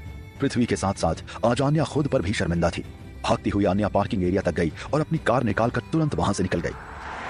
आन्या घर पहुंची तो उसकी माँ मोहिनी ने उसे देखते ही खुशी से पूछना शुरू कर दिया। आन्या मेरी जान, क्या हुआ पार्टी में? पृथ्वी ने तुम्हें प्रपोज किया होगा? बस माँ, फिलहाल मुझे आपकी कोई बात नहीं सुननी। मोहिनी चौंक गई। उसने अपनी बेटी को इतना गुस्से में पहले कभी नहीं देखा था। वो समझ नहीं पाई कि आखिर हुआ क्या है। क्या हुआ बेटी, तुम इतनी गुस्से में क्यों हो? माँ, पृथ्वी का नाम फिर मत लेना। आन्या भागती हुई अपने कमरे के अंदर गई और जोर से दरवाजा बंद कर दिया। मोहिनी वहीं खड़ी देखती रह गई। तभी उसकी नजर विराट पर गई। विराट ने सब कुछ सुन लिया था और उसकी आंखों में एक नई चमक आ गई थी। मोहिनी आंटी, याद रखिए आपकी बेटी सिर्फ मेरी है। वो मुझे कभी नहीं छोड़ सकती और मैं उसे कभी नहीं छोड़ूंगा। विराट के चेहरे पर एक अलग ही चमक थी। उसकी आंखें आज मोहिनी की आंखों को घूर रही थी। अचानक ना जाने क्यों मोहिनी को डर लगा और इस बार उसने विराट से कुछ नहीं कहा। रात के 11 बज चुके थे। आन्या बेचैन अपने कमरे में टहल रही थी। विराट जानबूझकर आन्या के पास नहीं गया। वो विला के नीचे उसी तहखाने में अपना काम करने लगा। लेकिन मोहिनी की बर्दाश्त की सीमा खत्म हो चुकी थी। मोहिनी तेजी से चलती हुई आन्या के कमरे के अंदर दाखिल हुई। आन्या, यूं आंसू बहाने से कुछ नहीं होगा। क्या हुआ है बताओ मुझे। पृथ्वी ने मुझसे खुद बात की थी। वो तो तुम्हें प्रपोज करने वाला था और तुम आंसू लेकर लौटी हो। मैं पृथ्वी के बारे में कोई बात नहीं करना चाहती। आपको छोटी सी बात समझ क्यों नहीं आती? मुझे कोई चैन से जीने नहीं देता, कम से कम चैन से रोने तो दो। ठीक है, तुम कुछ नहीं बता रही तो मैं खुद पृथ्वी से पूछ लेती हूँ। वो तो मुझे सब कुछ बता ही देगा। मोहिनी ने फोन उठाया और कॉल करने लगी। आन्या ये देखकर गुस्से में बौखला उठी और उसने अपनी माँ से फोन छीन लिया। आप किसे फोन कर रही हैं माँ? बीच में दखल मत दो। क्यों आप परेशान कर रही हैं? आन्या ने मोहिनी का फोन जोर से सोफे पर फेंक दिया। मोहिनी का मन तो किया कि वो आन्या को खींचकर थप्पड़ लगा दे, पर उसने अपने हाथ रोक लिए। मोहिनी मन ही मन सोचने लगी कि जो आन्या कभी ऊंची आवाज में बात नहीं करती, आज इतना गुस्सा। आन्या ने मोहिनी को वहां से धीरे से बाहर कर दिया। आन्या हाथ जोड़कर दरवाजे के पास खड़ी थी। प्लीज माँ, कुछ देर के लिए मुझे अकेला छोड़ दीजिए। आन्या अपनी माँ से बदतमीजी तो नहीं करना चाहती थी, पर मोहिनी अभी भी वहीं खड़ी थी। आन्या ने धीरे से दरवाजा बंद कर दिया। मोहिनी वहीं खड़ी रह गई। ध्रुव और अब पृथ्वी, मैं जब जब चाहती हूँ कि आन्या उस विराट से दूर हो जाए, कुछ न कुछ गलत हो जाता है। पता नहीं मेरी बेटी को इस निकम्मे और फालतू आदमी से कब छुटकारा मिलेगा। वहां अंदर तहखाने में विराट का काम खत्म हो गया। वो बेचैन हो रहा था और आन्या के पास जाना चाहता था, उससे बात करना चाहता था, पर उसने खुद को रोक लिया। अब ये विला उसे कांटे की तरह चुभ रहा था। विराट मेहरा मेंशन से बाहर निकल गया। वो थोड़ी ताजी हवा लेने के लिए इधर उधर टहल रहा था। तभी एक अजनबी ने उसका रास्ता रोका। रात के अंधेरे में एक अजीब से अजनबी को अपने सामने देख विराट चौंक गया। विराट के सामने एक लड़की खड़ी थी। पहले तो अंधेरे में विराट को उसका चेहरा ठीक से नजर नहीं आया। कौन? उस लड़की ने विराट का हाथ पकड़ा और उसे खींचती हुई स्ट्रीट लाइट की ओर ले गई। कुछ पल के लिए विराट को ऐसा लगा था कि शायद त्रिशा उसके सामने है। अगले ही पल उसका ये भ्रम टूट गया। स्ट्रीट लाइट की रोशनी जैसे ही उस लड़की के चेहरे पर पड़ी, विराट ने उसे पहचान लिया। वो लड़की कोई और नहीं बल्कि कांस्टेबल निकिता थी, जो कॉलेज में इंस्पेक्टर हारून के साथ विराट को मिली थी। अरे मैं हूँ, मुझे नहीं पहचाना? विराट के सामने सफेद स्पोर्ट्स वेयर पहने कांस्टेबल निकिता खड़ी थी। उसके चेहरे पर एक अलग ही चमक थी। आप यहाँ कैसे? अरे तुमसे मिलने आई हूँ। मुझसे? हम तो बस एक बार मिले हैं और आपको कैसे पता कि मैं यहाँ रहता हूँ? मत भूलो, मैं पुलिस वाली हूँ। तुम्हारा पता लगाना मेरे लिए कोई मुश्किल काम नहीं है। और उसकी मुस्कुराहट बहुत अच्छी लग रही थी। विराट थोड़ा उलझन में था। उसने सोचा कि आखिर निकिता उससे चाहती क्या है। पर आप मुझसे मिलने की कोई खास वजह? मुझे तुमसे मदद चाहिए। शहर में अजीब सी घटनाएं हो रही हैं। सुना है तुम ऐसे मामले में माहिर हो। सुना है क्या? खुद देखा है। तो मेरी मदद करोगे ना? विराट ने उसकी बात तो सुनी, पर उसे कोई दिलचस्पी नहीं थी। वो मुड़कर जाने लगा। सुनो, अगर तुम मेरी मदद करोगे तो तुम्हारा भी फायदा होगा। मुझे इसमें कोई दिलचस्पी नहीं है और अब मुझे जाना है। इतनी रात हो गई है, मुझे नींद आ रही है। आपको नींद नहीं आती क्या? जाइए सोइए। अभी निकिता आगे कुछ कहती, उससे पहले ही विराट का फोन बज उठा। अचानक बजती इस रिंग को सुनकर दोनों हैरान रह गए। स्क्रीन पर मोहिनी आंटी का नाम चमक रहा था। विराट को ऐसे लगा जैसे उसके सर पर किसी ने हथौड़ा मार दिया हो। वो वहां सुकून के लिए बाहर निकला था। पहले निकिता उससे टकरा गई और अब मोहिनी का फोन उठाना भी जरूरी था। विराट, तुम कहाँ मर गए? जल्दी घर आओ। आप ही तो कहती रहती हैं घर से निकल जाओ, आवारा, निकम्मा। अब क्यों बुला रही हैं? बकवास मत करो और जल्दी वापस आओ। क्यों? क्या हुआ? मोहिनी ने कोई जवाब नहीं दिया और फोन काट दिया। विराट ने एक गहरी सांस ली और घर वापस जाने लगा। निकिता पीछे से उसे रोकती रह गई, लेकिन विराट उसे बिना जवाब दिए वहां से निकल गया। आज तुमने मेरी बात नहीं मानी, ठीक है, पर तुम्हें मेरी बात माननी ही पड़ेगी, क्योंकि लोगों को तुम्हारी जरूरत है और मैं लोगों को तड़पते नहीं देख सकती। उस अंधेरी गली से निकिता भी चुपचाप निकल गई। विराट घर वापस आया तो उसने देखा कि सब सो चुके थे। मोहिनी ने बेकार में उसे परेशान करने के लिए बुलाया था। कोई इमरजेंसी नहीं थी, कुछ नहीं हुआ। विराट का तो जी कर रहा था कि वो आन्या के पास जाए, पर वो लिविंग रूम में ही सो गया। अगली सुबह जब उसकी आंख खुली तो पूरे घर में फिर से सन्नाटा फैला हुआ था। आज विराट लेट सोकर उठा था। आन्या न जाने कहां थी। मोहिनी भी घर से बाहर थी। आन्या के पापा मेहरा जी अपनी स्टडी में बैठे किताब पढ़ रहे थे। ऋचा कॉलेज जा चुकी थी। विराट भी तैयार होकर घर से बाहर निकल गया, लेकिन विराट ने आज अपनी आलीशान फरारी नहीं निकाली। आज वो चौड़ी सड़क पर यूं ही पैदल चल रहा था। फिर अचानक एक जोर की आवाज आई और विराट का ध्यान सड़क के उस पार गया। ओह, एक्सीडेंट। विराट भी उस ओर आगे बढ़ने लगा। अचानक सड़क पर लोगों की भीड़ इकट्ठा हो गई। दूर से विराट को एक लग्जरी आउडी दिखाई दे रही थी। सामने एक बाइक गिरी हुई थी। विराट तेजी से चलते हुए खुद बड़बड़ा रहा था। इतनी भीड़, जरूर कुछ गड़बड़ है। विराट भीड़ में घुसकर आगे बढ़ने लगा। हटिए जरा, एक सेकंड प्लीज। उसने देखा कि Audi X5 के अंदर एक लड़की बैठी हुई थी, जिसकी उम्र करीब 25 या 26 साल की थी और करीब 28 साल का लड़का जमीन से दर्द में कहराते हुए उठने की कोशिश कर रहा था। जमीन पर पड़ा हुआ वो आदमी दर्द में कराहते हुए उठने की कोशिश कर रहा था। लोग उसे सहारा देकर उठा रहे थे। उसकी गुस्से से भरी नजर Audi पर टिकी हुई थी। वो घूरते हुए उस लड़की को देख रहा था। मार डाला, बेशरम लड़की, हाथ में कार की स्टीयरिंग है तो बाइक वालों की इज्जत नहीं क्या? मार डाला इसलिए मुझे। सड़क पर खड़ी एक महिला उस लड़की पर नाराज होने लगी। वो उस पर चीखने चिल्लाने लगी। ए लड़की, जल्दी से बाहर आओ। क्या तुम्हें पता है कि तुमने किसी को टक्कर मारी है? कार के अंदर बैठी वो लड़की डर से सहम गई थी। भीड़ को देखकर उसके अंदर हिम्मत ही नहीं थी कि वो कार का दरवाजा खोलकर अपने कदम जमीन पर रखे। उसने एक लंबी सांस ली और अपनी Audi का दरवाजा खोला। वो धीरे से डरती हुई बाहर आई। काले प्रोफेशनल ड्रेस में वो लड़की बहुत स्मार्ट लग रही थी और उसमें एक अलग ही आकर्षण था। ये लड़की और कोई नहीं बल्कि माया की सेक्रेटरी एंजल थी। माफ करिए, आई एम रियली सॉरी। आप ठीक तो है ना? ठीक हूँ। तुम हल्के में ले रही हो? क्या तुम्हें लगता है कि मैं ठीक हूँ? आए राम, मेरी हालत देखकर भी तुम्हें शर्म नहीं आती? तुम मुझसे मेरा हालचाल पूछ रही हो? एंजल ने उस आदमी को गौर से देखा। उसकी नजरें ऊपर से नीचे तक उसे किसी स्कैनर की तरह स्कैन कर रही थी। वो लड़खड़ाकर चलने का ड्रामा कर रहा था। कहीं भी चोट के निशान एंजल को नजर नहीं आए, पर भीड़ को देखकर एंजल ने उससे कुछ नहीं कहा। वो मन ही मन सोचने लगी, भले ही वो बाइक वाला आकर उससे टकरा गया हो, लेकिन गलती हमेशा बड़ी गाड़ी की ही मानी जाती है। ठीक है, मैं आपको हॉस्पिटल ले जाती हूँ। नहीं, तुम मुझे किसी आलीशान प्राइवेट हॉस्पिटल में एडमिट करवा दोगी, एक दिन का बिल भरोगी, आगे का खर्चा कौन उठाएगा? मैं आम आदमी हूँ मैडम, सरकारी अस्पताल में जाकर इलाज करवा लूंगा। तुम मुझे बस पैसे दे दो। देखो मेरी बाइक की क्या हालत हो गई है और मुझे चोट लगी सो अलग। पैसे का नाम सुनकर एक पल को एंजल को गुस्सा आया, लेकिन एंजल ने खुद को संभालने की कोशिश की। वो कार का दरवाजा खोलकर अपना बैग निकालने ही वाली थी कि विराट भीड़ को पूरी तरह से चीरता हुआ एंजल के ठीक सामने आकर खड़ा हो गया। एक्सीडेंट के बाद पैसे देना या मांगना दोनों गलत है। चोट लगी है तो इलाज करवाओ, बाइक खराब है तो रिपेयरिंग सेंटर भेज दो। अचानक विराट की दबंग आवाज सुनकर भीड़ का ध्यान विराट की ओर गया। वो आदमी भी विराट को देखने लगा। एंजल ने भी एक नजर विराट को ऊपर से नीचे तक देखा। उसे इस भीड़ में विराट एक सहारे जैसा लग रहा था। वैसे तुम कितने पैसे चाहते हो? चोट तो तुम्हें कुछ खास लगी नहीं है। पूरे 50,000, 25 मेरे इलाज के और 25 इस बाइक के। सड़क पर खड़ी वो भीड़ उस आदमी के साथ थी। सब जोर जोर से चीखने लगे। सबका एक ही कहना था, Audi में बैठी एंजल के पास पैसे की कमी तो हो नहीं सकती। अगर गरीब का बिगाड़ कर दिया है तो उसे पैसे देने में हर्ज ही क्या है? एंजल डर गई। भीड़ के शोर ने उसे मजबूर कर दिया और वो वापस अपने बैग से पैसे निकालने लगी। विराट आगे आया और उसने एंजल के कंधे पर हाथ रखा। नहीं, आप इन्हें 50,000 नहीं दे सकती। लेकिन मैं कैसे? उस आदमी ने घूर कर विराट की ओर देखा। विराट उसके काम में खलल डाल रहा था। वो गुस्से में बड़बड़ाने लगा, तुम कौन हो? अपने काम से काम रखो। सुनो भाई, दर्द हो रहा है मानता हूँ, लेकिन मुझ पर चीखने की जरूरत नहीं है। चुपचाप हॉस्पिटल जाओ और शांत रहो, बल्कि मैं तुम्हें हॉस्पिटल ले चलता हूँ। बात तेरी समझ नहीं आ रही क्या? अभी सड़क पर अनजान लोगों की भीड़ है। यहीं पास मोहल्ले में रहता हूँ। एक फोन कॉल किया ना तो मेरे सारे भाई बंधु आ जाएंगे, फिर तू देखना। अरे यार, जनाब तो बुरा मान गए। मैं तो बस आपकी चोट देखना चाहता था। देख तो लो आपको कितनी चोट लगी है। घुटना पकड़ कर रखो, जरा जीन्स हटाकर दिखाना तो। विराट ने धीरे धीरे नीचे झुककर उस आदमी की टांग पकड़ी और अपना आंतरिक ऊर्जा का इस्तेमाल करते हुए उसकी टांग सच में तोड़ दी। वो आदमी दर्द से बौखला उठा और जोर जोर से चीखने लगा। भीड़ में किसी को कुछ समझ नहीं आया। एंजल ये सब देखकर हैरान रह गई। डरते हुए उसने विराट का बाजू पकड़ लिया। विराट की नजर एंजल की ओर गई। कुछ नहीं होगा। मेरी टांग टूट गई। कोई कुछ करो, इसने मेरी टांग तोड़ दी। भीड़ में खड़े लोग हक्के बक्के रह गए। सबको समझ आ गया कि ये आदमी नाटक कर रहा है। पल पल इसके भाव बदल रहे हैं।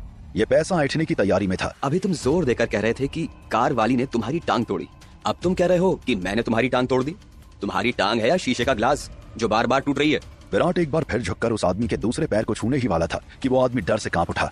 तुम क्या कर रहे हो? मैं तुम्हारी मदद कर रहा हूँ। विराट ने जोर से एक और झटका दिया और इस बार उसकी दूसरी टांग तोड़ दी। उस आदमी को सब समझ में आ गया कि विराट उससे सच उगलवाना चाहता है। मुझे माफ कर दो, मैं झूठ बोल रहा था। अगर अगली बार किसी को धोखा देने की कोशिश की तो याद रखना, मैं फिर आऊंगा। पूरी भीड़ अब एंजल का रास्ता छोड़ चुकी थी। एंजल गौर से विराट को देख रही थी। विराट पलट कर जाने लगा। विराट एंजल को पहचान नहीं पाया था। एंजल माया की सेक्रेटरी है। इस बात से अनजान विराट आज खुश था कि उसने एक लड़की की मदद की है। वहीं एंजल गाड़ी ड्राइव करती हुई अपने ऑफिस की ओर जा रही थी और उसके दिमाग में विराट घूम रहा था। वहीं दूसरी तरफ 2 दिन बीत चुके थे। आन्या अभी भी अपने ही दर्द में बेहाल थी। दूसरी सुबह विराट और आन्या घर के गार्डन में टकरा गए। विराट ने आन्या की ओर गौर से देखा। उसकी आंखों में अभी भी आंसुओं की झलक साफ नजर आ रही थी। गीली पलकें उसका दर्द बयां कर रही थी। ऑफिस जा रही हो? हाँ, जल्दी जाना है, जरूरी काम है। इतना कहकर आन्या पलट कर जाने लगे। आन्या, मैं तुम्हें ऑफिस छोड़ दूं? क्यों, मेरी कार क्या खराब हो गई है? कार का तो पता नहीं, पर मूड खराब है। और मूड खराब हो तो कहते हैं कि कार ड्राइव नहीं करनी चाहिए। विराट, मैं अभी किसी से ज्यादा बात नहीं करना चाहती। प्लीज मुझे मेरे हाल पर अकेला छोड़ दो। छोड़ ही तो दिया था, अकेला, बिल्कुल अकेला, पृथ्वी के पास। देख लिया ना क्या हुआ। आन्या मुड़कर विराट के पास आई। विराट उसके इंतजार में वैसा ही खड़ा था। उसने घूरते हुए विराट को देखा। आन्या की आंखों में गुस्सा था, पर मन ही मन वो विराट को किसी स्कैनर की तरह स्कैन कर रही थी। पैर में स्लीपर, नॉर्मल सी जीन्स, ग्रे कलर की टी शर्ट, थोड़े बिखरे हुए बाल। विराट किसी बच्चे की तरह मासूम और खूबसूरत लग रहा था। आन्या ने उसकी आंखों को देखा जो उसकी जुबान से ज्यादा बात करती थी। वहीं विराट की नजर भी आन्या को ऊपर से नीचे तक निहार रही थी। आन्या के कान के वो बड़े बड़े झुमके, उसके गाल का छोटा सा मंगलसूत्र, एक हाथ में एक बड़ा सा कड़ा, दूसरे हाथ में घड़ी, कंधे पर लटकता दुपट्टा, खुले हुए खूबसूरत बाल। दोनों एक दूसरे को बस देखते ही रह गए। जहां आन्या सोच रही थी कि हर बढ़ते दिन के साथ वो विराट के अंदर एक बदलाव देख रही है, वहीं विराट का तो जी चाह रहा था कि वो सारे बंधन तोड़कर आन्या को गले से लगा ले और उससे आज दिल खोलकर चीख चीख कर कह दे कि वो आन्या को कितना चाहता है। वहीं मोहिनी लिविंग रूम की खिड़की से आन्या और विराट को एक साथ देख रही थी। मोहिनी का दिमाग खराब हो गया। मोहिनी दरवाजे तक बाहर आई और चीखती हुई कहने लगी, आन्या जल्दी ऑफिस जाओ और वापस आते वक्त मेरे लिए दवाई ले आना। और तुम विराट, गार्डन की सफाई करो। आजकल किसी काम में तुम्हारा कोई ध्यान नहीं है। 5 साल से मुफ्त में रोटी खिलाई है, पैसे आ गए हैं तो तेवर दिखाने की जरूरत नहीं है। आन्या और विराट दोनों समझ गए कि मोहिनी से उन दोनों का साथ बर्दाश्त नहीं हो रहा है। जाओ, तुम्हारी माँ भी कह रही है कि तुम्हें मेरे साथ नहीं होना चाहिए। लोग कहते हैं कि तुम बहुत सीधे हो, पर ताना देना तो तुम भी नहीं भूलते। ताना नहीं दे रहा, समझा रहा हूँ कि जिंदगी हमें एक साथ आगे बढ़ने का मौका दे रही है। तुम कितनी भी दूर चली जाओ आन्या, पलट कर देखना, मैं हमेशा तुम्हारे इंतजार में खड़ा रहूंगा। विराट की आंखों में सच्चाई थी। आन्या उससे कुछ कह ना पाई। वो तेजी से पलटकर वहां से निकल गई। गार्डन से गैराज तक का सफर आन्या के लिए मानो हिमालय की चढ़ाई जितना कठिन था। कार में बैठती हुई आन्या ने एक बार विराट को पलटकर देखा जो उसी की ओर देख रहा था। देख लेना आन्या, एक दिन तुम पलटकर दौड़ती हुई मेरे पास आओगी, मेरे गले से लग जाओगी और तब मैं तुम्हें खुद में समेट लूंगा। मैं कभी तुमसे दूर नहीं रह सकता। वहीं कोई और था जिसकी नजर विराट और आन्या पर टिकी हुई थी। वो थे आन्या के पापा मिस्टर मेहरा, जो बालकनी में खड़े विराट और आन्या को ही देख रहे थे। वो भी जानते थे कि उनकी बेटी के लिए विराट से बेहतर कुछ नहीं हो सकता, लेकिन फिलहाल आन्या पृथ्वी के गम में डूबी हुई थी। पृथ्वी इस कदर घिनौना हो सकता है, इस बात को कबूल कर पाना आन्या के लिए मुश्किल हो रहा था। ड्राइव करती आन्या की नजर फोन स्क्रीन पर पड़ी। फोन साइलेंट था, लेकिन लगातार पृथ्वी की कॉल आ रही थी। पृथ्वी, अब भी तुम्हें इतनी हिम्मत बची हुई है कि तुम मुझे कॉल करो? आन्या ने गुस्से में फोन जोर से डैशबोर्ड पर पटक दिया और तेजी से गाड़ी ड्राइव करते हुए अपने ऑफिस की ओर निकल गई। वहीं विराट को आज लीडो कंपनी जाने का मन नहीं कर रहा था। माया को रिपोर्ट करनी होगी कि मैं 1-2 दिन कंपनी नहीं जा पाऊंगा। और जानवी को इंस्ट्रक्शन दे देता हूँ, जानवी सब संभाल लेगी। वो चुपचाप गार्डन की सफाई में लगा हुआ था। नन्हे नन्हे पौधों को आकार देना, उनकी कटाई करना उसे बहुत पसंद था। कब सुबह के 9 से दोपहर के 12 बज गए, विराट को समझ ही नहीं आया। तब अचानक विराट का फोन बजा। विराट ने अपनी जेब से फोन निकाला तो देखा कि माया का फोन आ रहा था। माया से विराट की अच्छी दोस्ती हो गई थी। माया का नाम स्क्रीन पर देखते ही विराट के चेहरे पर हल्की सी स्माइल आ गई। उसने झट से माया का फोन उठा लिया। कैसे हो विराट? बिल्कुल ठीक, तुम बताओ। तुम्हें जरूरी बात बतानी थी, फ्री हो ना? लोग मुझे निकम्मा कहकर बुलाते हैं। ऐसा आदमी जिसके पास कोई काम नहीं है, उसके पास वक्त की कमी भी नहीं है। तो बताओ क्या बताना है? मेरे होटल में आज एक सीक्रेट नीलामी हो रही है, जिसमें हिमालय की उस सीक्रेट ऑर्गेनाइजेशन के कुछ बड़े लोग शामिल होंगे। तुम्हें यहाँ आना चाहिए। यहाँ तुम्हारे लायक बहुत कुछ होगा, बहुत ही खास प्राचीन आयुर्वेदिक जड़ी बूटियाँ और बहुत से लोग जिनसे बात करके तुम्हें अच्छा लगेगा। थैंक यू माया, कमाल की न्यूज दी। मैं जरूर आऊंगा, बल्कि मैं अभी निकल रहा हूँ। टाइमिंग क्या है? मेहमान तो सारे आने लगे हैं, तुम भी आ जाओ। बिल्कुल, तुम रहोगी ना वहाँ? पोस्ट इवेंट छोड़कर कैसे जा सकती है? जल्दी आना। माया ने फोन रख दिया। विराट जल्दी जल्दी रेडी होकर होटल के लिए निकल गया। वहीं माया होटल में ही थी और बस कुछ देर के लिए अपने दादाजी को लेने विला गई थी।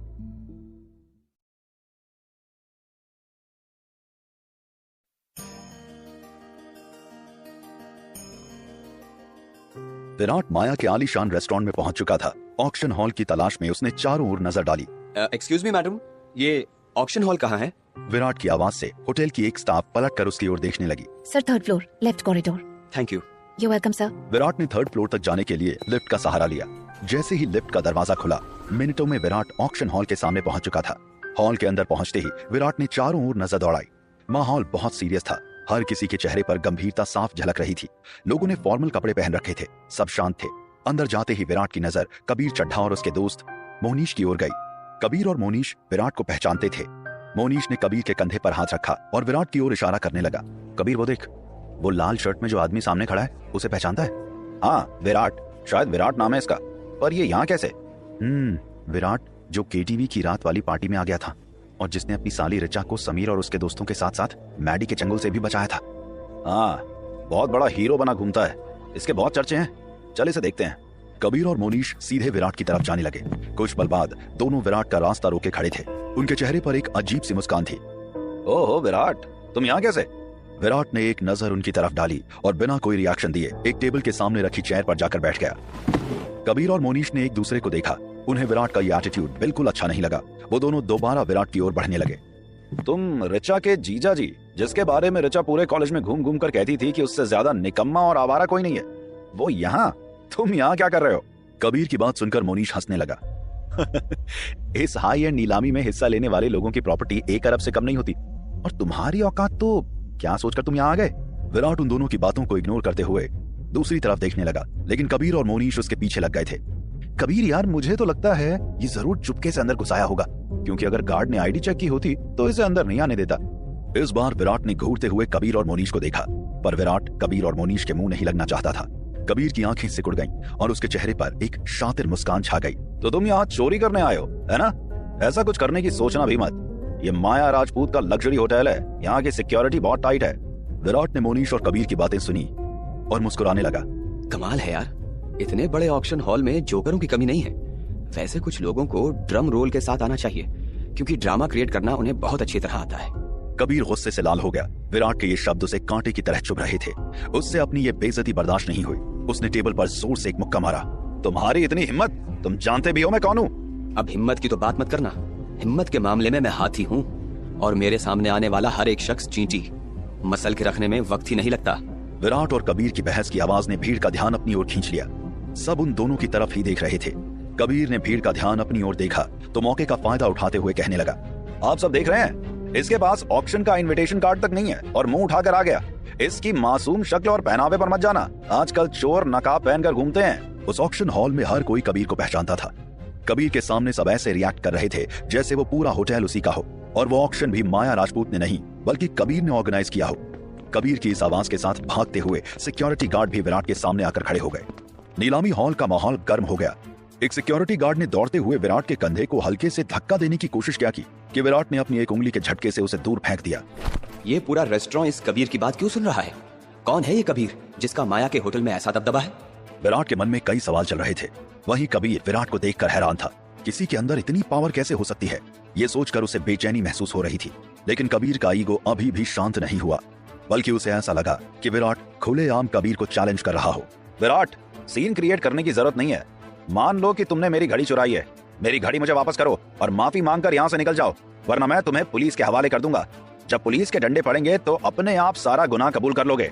ना मैंने घड़ी चुराई है, ना मैं बिना इन्विटेशन के यहाँ आया हूँ। ये आदमी बकवास कर रहा है, मुझे नीचा दिखाने के लिए ये सब कर रहा है। मेरी इस बात का गवाह मेरा दोस्त मोनीश है। तुम हमसे टकराए उससे पहले तक मेरे हाथ में मेरी घड़ी थी, रोलेक्स की ब्रांडेड घड़ी। 2.5 लाख कीमत है उसकी। तुमने 2.5 लाख एक साथ देखा भी है। चुपचाप मेरी घड़ी वापस करो, अपने ही गाल पर एक थप्पड़ मारो, माफी मांगो और यहाँ से निकल जाओ। मैं पुलिस कंप्लेंट नहीं करूंगा, तुम्हें माफ कर दूंगा। अब विराट को मोनीश और कबीर की बातें बहुत बचकानी और बेवकूफी भरी लग रही थी। वो हंसने लगा। उसकी हंसी ऐसी थी जैसे वो कबीर का खुलकर मजाक उड़ा रहा हो। मुझसे उलझकर गलती कर रहे हो कबीर। कई बार नमूना देख चुके हो, फिर भी अभी भी समय है। बकवास करना बंद कर दो, वरना देर हो जाएगी। विराट की इस बात पर कबीर जोर से हंसने लगा। कबीर ने गार्ड की ओर इशारा किया, जाओ बहादुर को बुलाओ, देखते हैं ये कब तक मुस्कुराता है। गार्ड भागता हुआ बहादुर को बुलाने चला गया। किसी को समझ नहीं आया कि आखिर ये बहादुर है कौन। तभी एक मोटा हट्टा कट्टा बॉडीगार्ड हॉल के अंदर आया। उसके साथ 7 से 8 दूसरे आदमी और थे, जिनकी यूनिफॉर्म बिल्कुल बहादुर की तरह ही थी। बहादुर उन सब का लीडर था। बहादुर और उसके सभी साथी ब्लैक बॉक्सिंग के कई मुकाबले जीत चुके थे। उन्हें देखकर सबकी सिट्टी पिट्टी गुम हो गई, लेकिन विराट बहादुर को भी घूर रहा था। तभी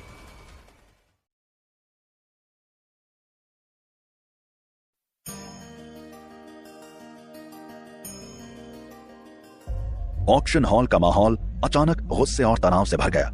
कबीर चड्ढा गुस्से में तमतमा रहा था। उसके चेहरे पर नाराजगी साफ झलक रही थी। उसने सिक्योरिटी गार्ड्स की ओर इशारा किया और विराट से कहने लगा, विराट, अब मैं आखिरी बार कह रहा हूँ, खुद को थप्पड़ मारो और मुझसे माफी मांगो, वरना बहुत बुरा होगा। नहीं किया तो बहादुर और उसके साथी तुम्हारी जान ले लेंगे। माफ करना यार, मेरी जान कोई 2 रुपए की चॉकलेट नहीं जो बाजार से कोई भी खरीद सके। इसकी कीमत का अंदाजा तुम जैसा बेवकूफ नहीं लगा सकता। कबीर का चेहरा गुस्से से तमतमाने लगा। विराट भी उसे घूर रहा था। तभी कबीर ने चुटकी बजाकर बहादुर को अपने पास बुलाया। बहादुर, इस आदमी का एक हाथ काट दो और इसकी टांगे भी तोड़ दो। मैं चाहता हूँ कि ये फर्श पर रेंगता हुआ दर्द में कराहता हुआ यहाँ से बाहर निकले। कबीर की बात सुनकर विराट मुस्कुरा रहा था। आसपास के लोग डर गए, लेकिन विराट को कोई फर्क नहीं पड़ा। जैसे ही बहादुर और उसके लोग विराट की तरफ बढ़े, माहौल में तनाव और भी बढ़ गया। बहादुर, खत्म कर दो इसे। बहादुर बिना कुछ कहे विराट की तरफ बढ़ा।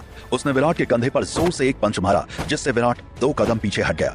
गुस्से से विराट की भौहें चढ़ गईं। उसने आंखें बंद की और लंबी सांस ली। फिर पलटकर बहादुर को एक घूंसा मारा। बहादुर 2 फीट दूर दीवार से जा लगा। बहादुर को दिन में ही तारे दिखने लगे। उसकी आंखें अपने आप बंद होने लगीं। कबीर और आसपास की पूरी भीड़ बहादुर और विराट को देखकर हैरान रह गई।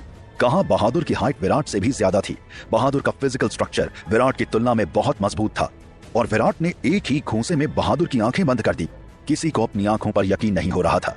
तुम सब देख क्या रहे हो? मार डालो इस आदमी को। कबीर की आवाज सुनते ही बहादुर के बाकी साथी विराट की ओर दौड़ने ही वाले थे कि अचानक दरवाजे से एक सख्त आवाज सुनाई दी।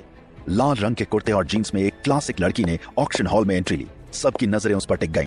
उसकी आवाज सुनते ही बहादुर के सभी बॉडीगार्ड अपनी जगह पर जैसे बर्फ की तरह जम गए। कबीर भी उसकी ओर ही देखने लगा। मोनीश तो कबीर के पीछे छुप गया।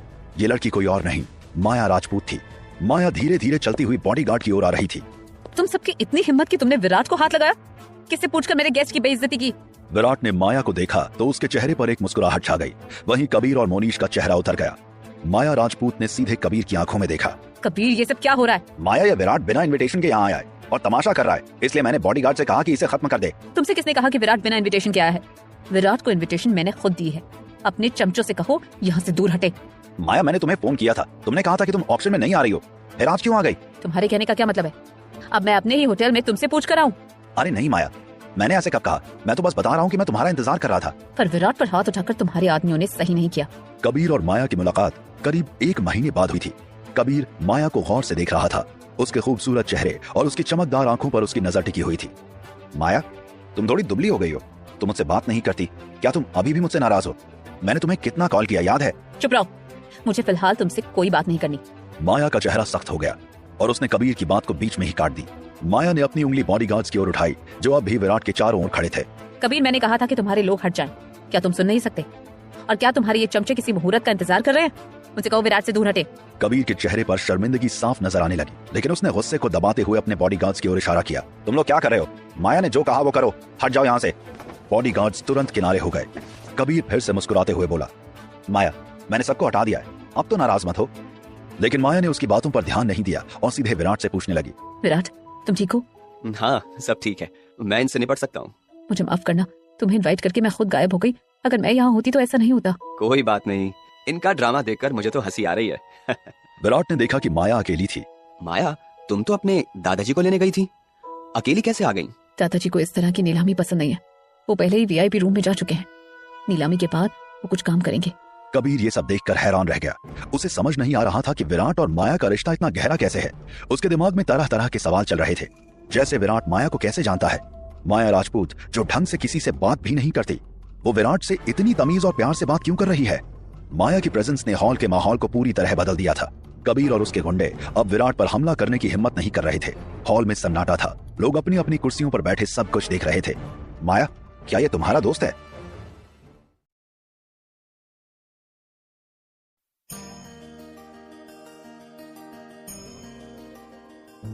माया ने कबीर के सवालों का कोई जवाब नहीं दिया तो कबीर ने एक बार फिर बड़े प्यार से माया से पूछा, माया, तुम इसे कैसे जानती हो? सिर्फ मैं ही नहीं, मेरे दादाजी भी विराट को बहुत अच्छी तरह से जानते हैं। विराट मेरा स्पेशल गेस्ट है और तुमने उसके साथ क्या किया? कबीर के चेहरे पर शर्मिंदगी साफ झलकने लगी। इतने सारे लोगों के सामने माया ने उसे डांटा था। वो भी कबीर चड्ढा को। चड्ढा परिवार का बड़ा बेटा, ये उसके लिए बहुत बड़ी बेइज्जती थी। माया, माना विराट तुम्हारा स्पेशल गेस्ट है, लेकिन उसके सामने तुम मेरी बेइज्जती नहीं कर सकती। बेकार में कंपैरिजन करके बात को मत बढ़ाओ कबीर। विराट हमारे परिवार के बहुत करीबी है। अगर तुमने उनके साथ कोई बदतमीजी की तो याद रखना। कबीर का गुस्सा अब और नहीं दबा, अब तो उसका खून खौलने लगा था। माया, तुम अब बदतमीजी कर रही हो। तुम्हारा दोस्त, तुम इस विराट के लिए मेरे साथ लड़ना चाहती हो। वो तुम्हारा दोस्त है, पर मैं तुम्हारा मंगेतर हूँ। तुम्हारी नजर में अपने फियांसे की कोई कदर नहीं है। मंगेतर का जिक्र सुनते ही विराट चौंक गया। मंगेतर? क्या कबीर माया का मंगेतर है? विराट को थोड़ी हैरानी हुई। माया जैसी लड़की जो शांत और समझदार थी, कबीर जैसे घमंडी आदमी को कैसे पसंद कर सकती है? वहीं कबीर की बात सुनते ही माया के चेहरे के हाव भाव बदल गए। वो गुस्से से कांपने लगी। कबीर, चुप रहो। माया की पूरी शख्सियत बदल गई। उसकी आंखों में आंसू थे और उसकी मुट्ठियां कसकर बंद थी। क्या बात है माया, मैंने कुछ गलत कहा? तुम मेरी मंगेतर हो। हमारी सगाई 2 साल पहले हुई थी और ये एक सच्चाई है। कबीर की बातें सुनकर माया का गुस्सा और भी बढ़ गया। चुप रहो। अपना नाम मेरे नाम के साथ मत जोड़ो। तुम्हें छोटी सी बात समझ नहीं आती क्या? माया के चेहरे पर तनाव साफ झलक रहा था। विराट हैरानी से माया को ही देख रहा था, पर कबीर को मालूम था कि माया की दुखती रग क्या है, और दुखती रग को दबाने में वो माहिर था। तुम मुझसे इतनी नफरत क्यों करती हो माया? ओह, तो अब समझ में आया। शायद तुम्हारा इस विराट से कोई चक्कर चल रहा है। क्यों, यही बात है ना? कबीर की बातें पूरी भी नहीं हुई थी कि अचानक विराट ने उसके चेहरे पर एक जोरदार थप्पड़ कस दिया। उसकी आंखों के सामने सितारे चमकने लगे। बचाव में उसने अपने गाल पर हाथ रख दिया। उसे कुछ समझ ही नहीं आया कि क्या हुआ। तुमने मुझे थप्पड़ मारा? तुम्हारी इतनी हिम्मत? तुम माया को परेशान कर रहे हो। माया मेरी बहुत अच्छी दोस्त है। अगर किसी ने उसे परेशान किया तो थप्पड़ क्या, मैं उसकी गर्दन दबोच लूंगा। बहादुर और उसके बॉडीगार्ड्स ने देखा कि उनके मालिक को मारा गया है, तो वो तुरंत आगे बढ़ने लगे। लेकिन जैसे ही उन्होंने कदम आगे बढ़ाए, आ जाओ, तुम सब भी आ जाओ। बहादुर और उसके लोग चौंक गए। विराट के चेहरे पर एक शैतानी मुस्कान थी। उसने अचानक मुड़कर एक पैर उठाया और एक के बाद एक बहादुर के लोगों को लात मारकर नीचे गिरा दिया। सब चीखते चिल्लाते दर्द में कराहते हुए फर्श पर पड़े हुए थे। कबीर ने विराट पर मुक्का चलाने की कोशिश की, लेकिन विराट ने उसे नीचे गिरा दिया और उसकी गर्दन पकड़ ली। कबीर विराट की आंखों में गुस्सा देख सकता था। उसे तो ऐसा लग रहा था जैसे विराट की आंखों से निकलती ये चिंगारी उसे जलाकर राख कर देगी। चुपचाप यहाँ से निकल जा, वरना तुझे यमलोक पहुँचाने में मुझे ज्यादा वक्त नहीं लगेगा। विराट ने कबीर के चेहरे पर एक और थप्पड़ मारा और कबीर के मुंह से खून निकलने लगा। तुमने कहा था कि मैं खुद को थप्पड़ मारूं और माफी मांगू। अब देखो कौन किसे थप्पड़ मार रहा है। कबीर ने अपनी पूरी ताकत से विराट को दूर करने की कोशिश की, लेकिन विराट ने उसकी गर्दन इतनी जोर से पकड़ी हुई थी कि वो कुछ कर ही नहीं पा रहा था। तुम, कबीर कुछ कहता, उससे पहले ही विराट ने एक और जोर का थप्पड़ कबीर के गालों पर जड़ दिया। जितनी बकवास करोगे उतनी मार खाओगे। पढ़े लिखे समझदार नजर आते हो, मौके की नजाकत समझ नहीं आती क्या? थप्पड़ की आवाजें हॉल में गूंजने लगी थी। सब कबीर को गौर से देख रहे थे। उसका पूरा चेहरा सूज चुका था। अब तो कबीर के मुंह से आवाज निकलनी भी बंद हो गई थी। कबीर को यूं दर्द में कराहता देख माया खुद को मुस्कुराने से रोक नहीं पाई। अगर वहां इतने लोग न होते तो वो शायद अपना मुंह छुपाकर जोर से हंस पड़ती। कबीर चड्ढा, तुमसे मेरी सगाई जबरदस्ती करवाई गई थी। आज तक मैं उस अपमान का बदला अपने कंधे पर ढोती हुई घूम रही थी, पर आज विराट ने मेरा मान रख लिया। अगर मुझे राजपूत मेंशन या इस परिवार की परवाह न होती तो मैं तुम्हारा मुंह नोच लेती, पर मैं क्या करूं, सोसाइटी ने मुझे बांध रखा था। अब जो काम माया खुद नहीं कर सकती थी, विराट ने उसके लिए वो कर दिखाया था। माया के दिल में सुकून की एक लहर दौड़ने लगी। विराट कबीर को दूसरा थप्पड़ लगाने ही वाला था कि अचानक पूरे हॉल में एक आवाज गूंजने लगी। रुक जाओ वहीं। सब चौंक कर इधर उधर देखने लगे। आवाज एक बुजुर्ग आदमी की थी, लगभग 70 साल का बुजुर्ग शख्स, जिसके चेहरे पर झुर्रियां थीं। वो धीरे धीरे अंदर आ रहा था। नहुष, आप? नहुष को देखकर सब हैरान थे। नहुष राजपूत परिवार से जुड़ा हुआ एक खास फाइटर था, जिसकी फाइटिंग स्किल के सब दीवाने थे। उसके सामने किसी का टिक पाना नामुमकिन था। नहुष इंटरनेशनल बॉक्सर भी थे, जो भारत के लिए बहुत सारे मेडल जीत चुके थे। उन्होंने देखा कि उनका स्टूडेंट कबीर पिट रहा है और माया तमाशा देख रही है। ये सब देखकर उनकी आंखें गुस्से से सिकुड़ गईं। अब आखिर वो क्या करने वाले थे?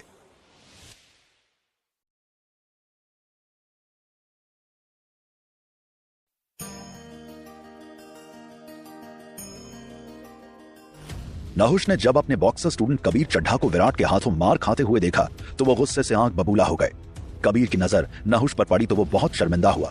अपने टीचर के सामने उसने खुद को कमजोर साबित कर दिया था, लेकिन अब नहुष ही थे जो कबीर को विराट के चंगुल से आजाद करवा सकते थे, क्योंकि माया तो कबीर का साथ देना छोड़ चुकी थी। नहुष सर, प्लीज मेरी मदद करिए। नहुष को कबीर के चेहरे पर दर्द और डर साफ नजर आ रहा था। ऑक्शन हॉल में खड़ा एक अजनबी शख्स जो माया के ठीक पीछे था, वो भी नहुष को अच्छी तरह से जानता था। नहुष आ गए हैं, अब तो इस विराट की खैर नहीं।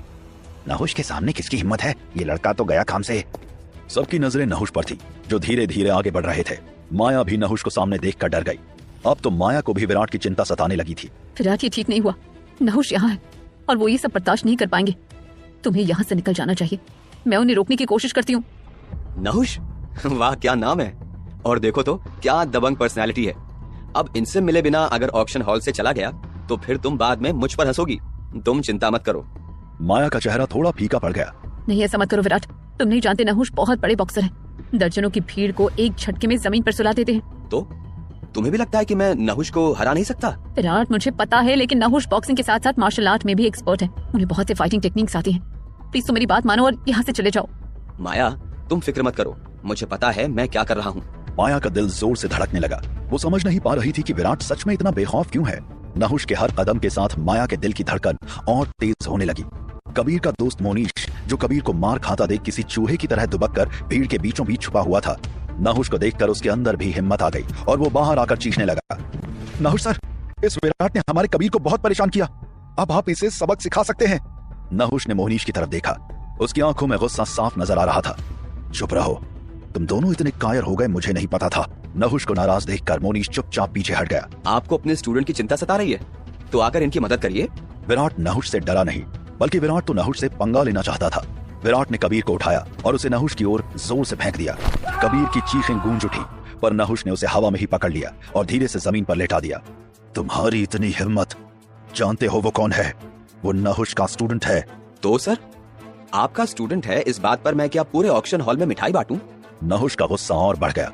घमंड, ये घमंड अच्छे खासे शख्स को बर्बाद कर देता है। तुम अभी नहीं जानते कि तुम्हारा पाला किससे पड़ा है। आपसे और मुझे इस बात का कोई डर नहीं है। भीड़ में एक सन्नाटा सा छा गया। हर कोई इस चुनौती का नतीजा देखने के लिए बेताब था। विराट अपनी अंदरूनी ताकत को समेटने की कोशिश कर रहा था। वो जानता था कि कबीर को झटका देना आसान था, लेकिन नहुष से निपटने के लिए उसे ज्यादा ताकत की जरूरत पड़ेगी।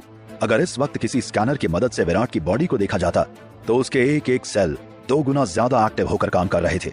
उसकी बॉडी के अंदर एनर्जी का भरमार पनपता जा रहा था। आज एक मजबूत शख्स से टक्कर होगी, लड़ाई का मजा 2 गुना हो जाएगा। दूसरी तरफ नहुष भी चुप नहीं बैठे। वो भी विराट पर हमला करने की तैयारी कर चुके थे। उन्होंने अपने हाथ को हवा में उठाया और विराट की तरफ चिल्लाते हुए बढ़ने लगे। अब तुम देखो। अचानक नहुष और विराट एक दूसरे से टकरा गए। ऐसा लगा जैसे पूरी बिल्डिंग थर थर कांपने लगी हो, जैसे भूकंप का बहुत बड़ा झटका माया के बड़े से होटल को सर से पांव तक हिला रहा हो। विराट और नहुष दोनों आपस में लड़ रहे थे। देखने वालों को ऐसा लग रहा था जैसे 2 पहाड़ आपस में टकरा रहे हों।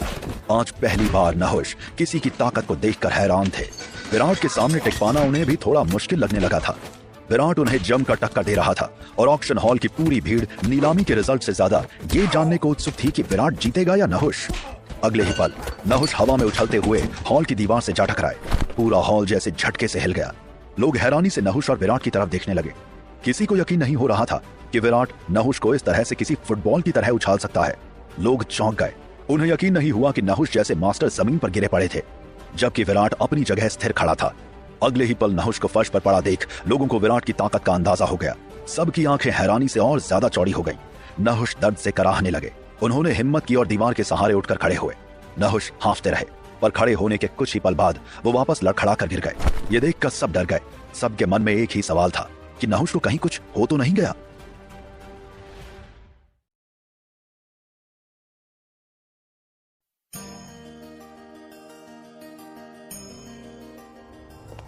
माया राजपूत धीरे से नहुष के पास आई। कहीं ये मर तो नहीं गए? डरते हुए माया घुटनों के बल फर्श पर बैठ गई और नहुष की नब्ज टटोलने लगी। माया ने नहुष की नाक के पास अपनी उंगली रखी और अगले ही पल झटके से हटा ली। नहुष मर चुके हैं? माया की आवाज धीमी थी, फिर भी भीड़ में कुछ लोग माया की फुसफुसाहट सुन चुके थे। भीड़ में खलबली मच गई। लोग इस बात पर विश्वास नहीं कर पा रहे थे कि नहुष जैसे ताकतवर आदमी की जान चली गई थी। वहीं माया को अब विराट की ताकत का अंदाजा हुआ। कबीर चड्ढा की आंखों में भी डर साफ नजर आ रहा था। वो लंगड़ाते हुए नहुष के पास आया और उनके बाजू पकड़कर हिलाने लगा। सर सर सर उठिए, सर आपको कुछ नहीं होगा। कबीर का चिल्लाना भी बेकार साबित हुआ। नहुष अब कोई आवाज नहीं दे रहे थे। विराट नहुष को मारना तो नहीं चाहता था, लेकिन अब वो कुछ नहीं कर सकता था। कबीर, तुम्हारे सर मर चुके हैं। अब तुम्हारे पास एक ही चारा है, या तो हार मान लो या फिर अपने टीचर का बदला लो। मुझसे लड़ाई करो। कबीर ने विराट के सामने घुटने टेक दिए। विराट, मैं बेवकूफ था, तुम ही असली हीरो हो, प्लीज मेरी जान बख्श दो। कबीर को इस तरह विराट के सामने घुटने टेकते देख माया हैरान रह गई, क्योंकि कबीर के अंदर घमंड कूट कूट कर भरा था। कबीर को झुकता देख उसका दोस्त मोनीश भी विराट के सामने घुटनों के बल बैठ गया। कबीर, अगर तुम अपनी जान बचाना चाहते हो तो माया को कभी परेशान मत करना। कबीर ने तुरंत हाँ में सर हिलाते हुए सिर झुका लिया। तभी अचानक ऑक्शन हॉल में एक आवाज गूंजने लगी। मिस्टर दिलजीत चड्ढा अंदर आ रहे हैं। करीब 60 साल के दिलजीत चड्ढा अपनी दबंग चाल में ऑक्शन हॉल के अंदर आए। दिलजीत चड्ढा कोई और नहीं बल्कि कबीर के पिता थे। दिलजीत चड्ढा ने देखा कि उसका बेटा घुटनों के बल झुका हुआ है और नहुष का शरीर जमीन पर पड़ा हुआ है। वो गुस्से से आग बबूला हुआ। दिलजीत के आते ही पूरे ऑक्शन हॉल में सन्नाटा छा गया। हर किसी की नजर चड्ढा साहब पर ही टिकी हुई थी। विराट ने दिलजीत के सामने ही कबीर से पूछा, बोलो कबीर, माया और तुम्हारी सगाई अब खत्म हो चुकी है और तुम माया को अब दोबारा कभी परेशान नहीं करोगे। मैं माया को कभी परेशान नहीं करूंगा, मैं वादा करता हूं। अब भीड़ में मौजूद लोगों को एक बड़े तमाशे की उम्मीद थी। सब सोच रहे थे कि अब दिलजीत चड्ढा क्या करेंगे, क्या वो अपने बेटे का बदला लेंगे। पर सबकी उम्मीदों के विपरीत दिलजीत चड्ढा के चेहरे पर एक गहरी शांति थी। उन्होंने न तो अपने बेटे की तरफ देखा और न ही नहुष की तरफ। उनकी नजरें तो केवल विराट पर टिकी हुई थीं। मिस्टर विराट, आपसे मिलकर खुशी हुई। विराट ये सुनकर हैरान हो गया। विराट को तो लगा था कि कबीर के डैड उससे झगड़ा करेंगे या उस पर चीखेंगे, लेकिन यहाँ तो माजरा बिल्कुल उल्टा था। दिलजीत ने माया की ओर देखा और मुस्कुराते हुए कहने लगा, मिस राजपूत, आज की इस नीलामी में शामिल होकर मुझे खुशी हुई। माया ने मुस्कुराते हुए हाँ में सिर हिला दिया। फिर दिलजीत वापस विराट की ओर पलटे। विराट, कबीर की तरफ से जो भी गलती हुई मैं उसके लिए माफी चाहता हूँ। सभी की आंखें फटी की फटी रह गई। चड्ढा परिवार का मुखिया विराट से माफी मांग रहा था। विराट ने दिलजीत चड्ढा की तरफ देखा। आपसे मेरी मुलाकात पहले भी हो चुकी है। मैंने आपसे कहा था कि कबीर की लगाम जरा खींच कर रखिए, वरना वो आपके हाथ से निकल जाएगा। माफ करना विराट, पर अब कबीर की तरफ से तुम्हें शिकायत का कोई मौका नहीं मिलेगा। दिलजीत चड्ढा के चेहरे पर शर्मिंदगी के भाव उभर आए थे। दिलजीत चड्ढा अचानक अपने बेटे की तरफ मुड़े। पापा, आप मेरे साथ ऐसा कैसे कर सकते हैं? इस आदमी ने मुझ पर हाथ उठाया, नहुष सर को मार डाला और आप। अभी कबीर ने अपनी बात पूरी भी नहीं की थी कि दिलजीत चड्ढा ने उसे एक जोरदार थप्पड़ जड़ दिया। थप्पड़ की आवाज पूरे हॉल में गूंज उठी। हर कोई हैरान रह गया। कबीर अपने गाल पर हाथ रखे चुपचाप 2 कदम पीछे हट गया। मैंने तुम्हें 1000 बार समझाया था ना, बेवकूफी मत किया करो, पर तुम्हारी अकल है कि ठिकाने ही नहीं आती। पर पापा वो। इस बार दिलजीत चड्ढा ने कबीर को जोर से धक्का दिया और कबीर फर्श पर गिर गया। कबीर को ऐसा लगा जैसे उसकी कलाई की हड्डी टूट गई हो। भीड़ में खड़े तमाम लोग हैरान रह गए। अब ठीक है विराट, मैं वादा करता हूँ ये दोबारा ऐसी कोई गलती नहीं करेगा। विराट ने कोई जवाब नहीं दिया। वो चुपचाप माया के साथ वहां से निकल गया। वहीं दिलजीत चड्ढा ने अपने गार्ड्स को इशारा किया, इस लड़के को यहां से ले जाओ। गार्ड्स तुरंत आगे बढ़े और कबीर को वहां से बाहर ले गए। कबीर के जाते ही मोनीश भी तुरंत उसके पीछे पीछे वहां से निकल गया। दिलजीत चड्ढा की नजर नहुष की ओर गई। इस लाश को भी यहां से हटा दो। 4 गार्ड्स नहुष की लाश को भी वहां से ले गए। ऑक्शन हॉल में अब शांति थी। माया सामने आई और माया ने पूरी भीड़ की तरफ नजर घुमाते हुए कहा, मैं माया राजपूत इस नीलामी की शुरुआत करती हूँ। विराट माया के ठीक बाजू में खड़ा था। जहां सब इस नीलामी में भाग लेने की खुशी मना रहे थे, वहीं विराट खुश था कि अब माया आजाद है। माया, अब तुम आजाद हो, अब कोई तुम्हें परेशान नहीं करेगा। माया की आंखों में आंसू आ गए, लेकिन उसके चेहरे पर हल्की मुस्कान थी। अब सबकी नजर कीमती प्रॉपर्टी की नीलामी पर टिकी हुई थी। सब ये सोच सोचकर परेशान थे कि आखिर प्रॉपर्टी किसके हाथ में जाएगी।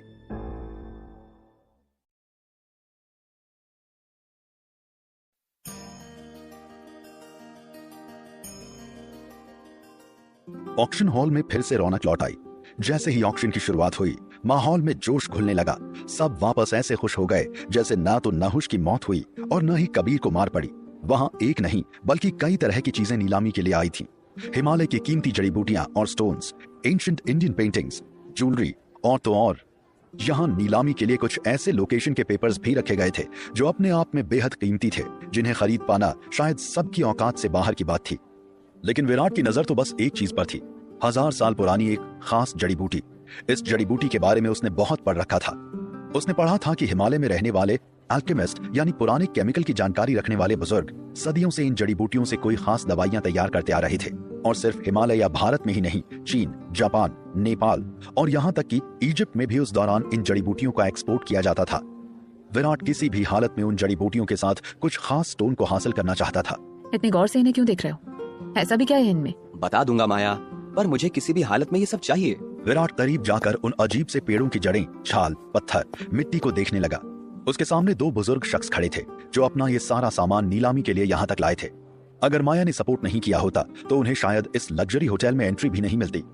पर माया भी विराट की तरह इनकी कीमत जानती थी। वो भी अपने दादाजी को ठीक करने के लिए एक लंबा वक्त हिमालय में गुजार चुकी थी। तभी माया ने देखा कि विराट का चेहरा थोड़ा उतर गया था। विराट के चेहरे पर उसकी उदासी नजर आई। माया बड़े प्यार से विराट के कंधे पर हाथ फेरने लगी। क्या हुआ विराट? सिर्फ तुम्हारे लिए इन सबको यहाँ एंट्री दी है और तुम उदास हो रहे हो?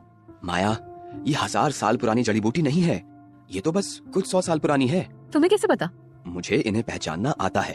तो क्या तुम इस नीलामी में हिस्सा नहीं लोगे? क्या ये तुम्हारे किसी काम की नहीं है? विराट के सामने खड़े वो दोनों बुजुर्ग शख्स माया और विराट की बात सुन रहे थे। वो थोड़े उदास हो गए। विराट ने उनकी ओर देखा और फिर मुस्कुराते हुए माया से कहने लगा, अब 1000 साल न सही, 100 साल ही सही। 100 साल भी छोटा समय नहीं है, कुछ तो मिला। विराट की बात सुनकर माया के चेहरे के साथ साथ उन बुजुर्गों के चेहरे पर भी मुस्कुराहट आ गई। विराट मुस्कुराते हुए उन्हें गौर से परखने लगा। वहीं ऑक्शन हॉल में चारों तरफ बोलियां लग रही थीं, लेकिन जैसे ही विराट ने बोली लगाई, सब चुप हो गए। किसी में भी हिम्मत नहीं थी कि विराट से टक्कर ले सके। सब जानते थे कि माया राजपूत परिवार की इकलौती वारिस थे और विराट उसके साथ था। साथ ही विराट ने हॉल में जो 2 कारनामे किए थे, उसके बाद किसी की हिम्मत नहीं हुई कि विराट के दांव पर अपना दांव खेल सके। क्या तुम ये सब कुछ खरीदना चाहोगे? अगर मेरी बॉस परमिशन दे देती तो? ले लो। अब तुम्हारे पास पैसे की कमी कहाँ है? कम पड़ेंगे तो बता देना। जानता हूँ तुम हमेशा मुझे सपोर्ट करोगी और इनसे मैं एक खास दवा बनाऊंगा जो तुम्हारे दादाजी और आन्या के पापा के काम आएगी। विराट ने आराम से हिमालयन जड़ी बूटियां खरीद ली। बाकी चीजों में उसकी कोई दिलचस्पी नहीं थी। तभी उसकी नजर एक पुरानी पेंटिंग पर गई। वाह, फ्लावर ऑफ वैली। ये 500 साल पुरानी पेंटिंग राजा रणजीत सिंह ने बनाई थी। विराट के इतना कहते ही माया भी उस पेंटिंग को गौर से देखने लगी। पेंटिंग वाकई बहुत खूबसूरत थी, ब्लैक एंड व्हाइट और बिल्कुल उभरी हुई, जैसे मानो किसी ने पूरा नजारा फिल्म की तरह लाकर उतार दिया हो। तुम्हें ये पसंद है विराट? हाँ, बहुत ज्यादा। एक्चुअली माया, मेहरा अंकल को ये पेंटिंग बहुत पसंद आएगी। मैं उन्हें ये गिफ्ट करना चाहता हूँ। उन्हें पुरानी चीजें बहुत पसंद है। ओके, तो ले लो। वो पेंटिंग लेकर दोनों आगे बढ़ गए। सारी नीलामी पूरी हो गई, पर जानते हो असली ड्रामा अभी बाकी है। यहाँ आखिरी आइटम हमेशा कुछ स्पेशल होता है। क्या मतलब? विराट माया से कुछ पूछता, उससे पहले ही ड्रम रोल की आवाज चारों ओर गूंजने लगी। आखिरी टाइम एक जमीन का टुकड़ा था। हिमालय की बर्फीली पहाड़ियों के ऊपर नेपाल और भारत के बॉर्डर से लगा पैनलोंग बे। जैसे ही पैनलोंग बे का नाम लिया गया, पूरे हॉल में सन्नाटा छा गया। लोग धीरे धीरे कानाफूसी करने लगे। पैनलोंग बे? वहाँ तो पुराना कब्रिस्तान था और एक अकेली कब्र भी, उसकी नीलामी।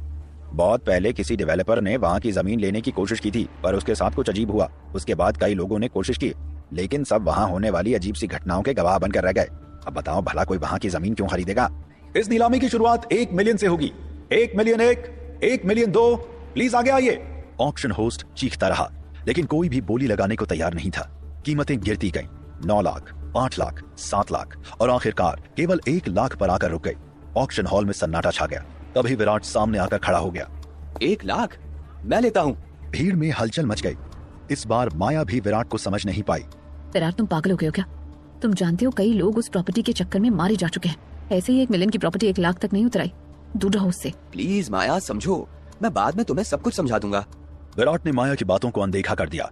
अब पैनलोंग बे की वो प्रॉपर्टी उसकी थी। हे भगवान, आखिर सब कुछ पता होने के बावजूद खुद को परेशानी में डालकर उसे आखिर क्या मिलेगा?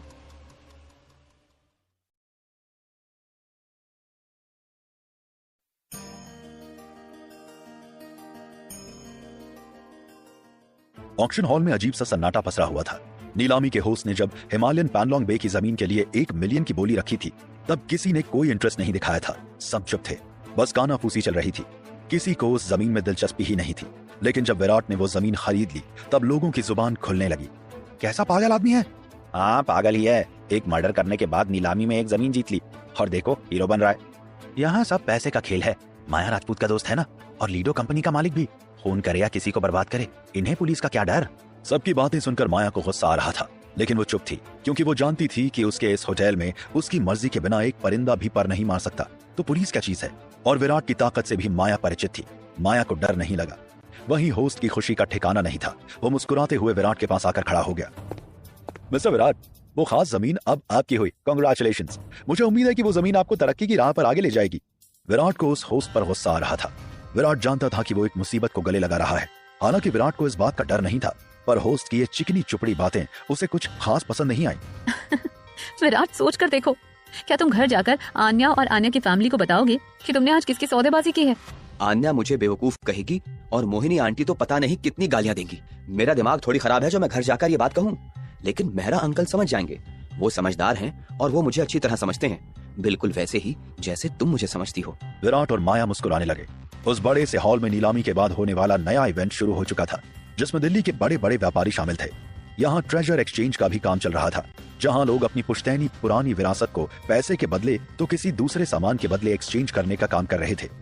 माया, तुम्हारे पास कुछ ऐसा नहीं है जिसे तुम बेच सको, या तुम्हारा कुछ खरीदने का मन नहीं है? मैं तो बस इस नीलामी की तैयारी करती हूँ। आखिर इस इवेंट की होस्ट तो मैं ही हूँ। रेस्टोरेंट मेरा है, होटल मेरा है। मेरे पास इतना टाइम नहीं है विराट। मुझे एग्जीबिशन और ऑक्शन वगैरह में कोई इंटरेस्ट नहीं है। तुमने देखा नहीं, दादाजी को भी कोई इंटरेस्ट नहीं है। विराट को तभी माया के दादाजी का ख्याल आया। उसने चारों ओर नजर घुमाई, पर विराट को माया के दादाजी मिस्टर राजपूत कहीं दिखाई नहीं दिए। माया, तुम्हारे दादाजी कहाँ हैं? अभी तक यहाँ नहीं आए। तुम्हें उनका ध्यान रखना चाहिए। अरे कहा तो, वो अंदर कैबिन में बैठे हुए हैं। उन्हें भी ये ऑक्शन पसंद नहीं आते। माया ने अपने हाथों में बंधी घड़ी की ओर नजर डाली। शाम के करीब 3 बज रहे थे। माया को तुरंत कुछ याद आया। सुनो विराट, दादाजी का एक्सचेंज शुरू हो चुका है। चलो देखते हैं वहाँ क्या हो रहा है। हाँ, देखें तो किसके पास क्या खजाना है। यहाँ लोग अजीब अजीब सी चीज लेकर आते हैं। कोई जड़ी बूटी जो लोगों को बीमारी से ठीक कर सकती है, कोई प्रीशियस स्टोन जो घर के वास्तु को ठीक कर सकती है, तो कुछ मैजिकल केमिकल जो लोगों को जवान बना सकती है। पर मुझे इन सब पर यकीन नहीं होता। वास्तु बेकार की बात है। घर में लोग कलह कर रहे हैं और वास्तु ठीक करने से घर ठीक हो जाएगा। मैं नहीं मानता। जैसे ही माया और विराट उस ओर जाने लगे, तभी एक हट्टा कट्टा नौजवान काले कपड़े पहने अंदर आया। विराट की नजर उस शख्स पर ही टिकी हुई थी। उसका चेहरा बहुत सीरियस नजर आ रहा था, जैसे मानो वो हंसना ही भूल गया हो। दाऊ, क्या हुआ?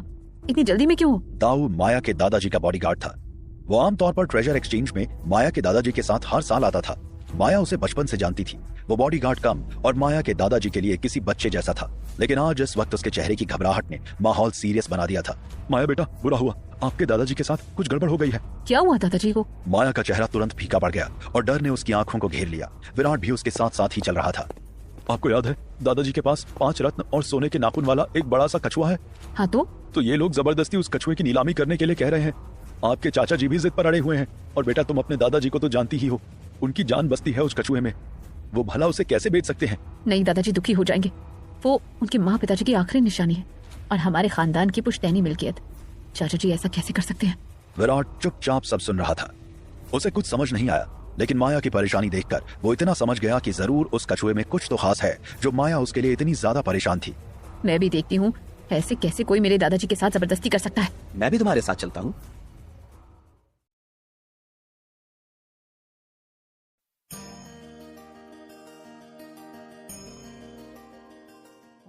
विराट माया के साथ जाने की जिद कर रहा था, लेकिन माया विराट को इस मामले में फंसाना नहीं चाहती थी। माया ने विराट के कंधे पर हाथ रखा और बड़े प्यार से उसे समझाने लगी। विराट, तुम इस मामले से दूर रहो। मैं तुम्हें परेशान नहीं करना चाहती। प्लीज मेरी बात समझो। परेशान होने की जरूरत नहीं है माया। तुम्हें लगता है कि कोई भी परेशानी मेरे सामने टिक सकती है, और मैं तुम्हें अकेला नहीं छोड़ सकता। मैं साथ चलूंगा। माया कुछ कहना चाहती थी, लेकिन विराट की बातों ने उसे खामोश कर दिया। दाऊ, माया और विराट तीनों तुरंत ऑक्शन हॉल से बाहर निकले और एक सीक्रेट कमरे की तरफ चले गए, जहां दिल्ली के बड़े लोगों की एक खास बैठक बैठी थी।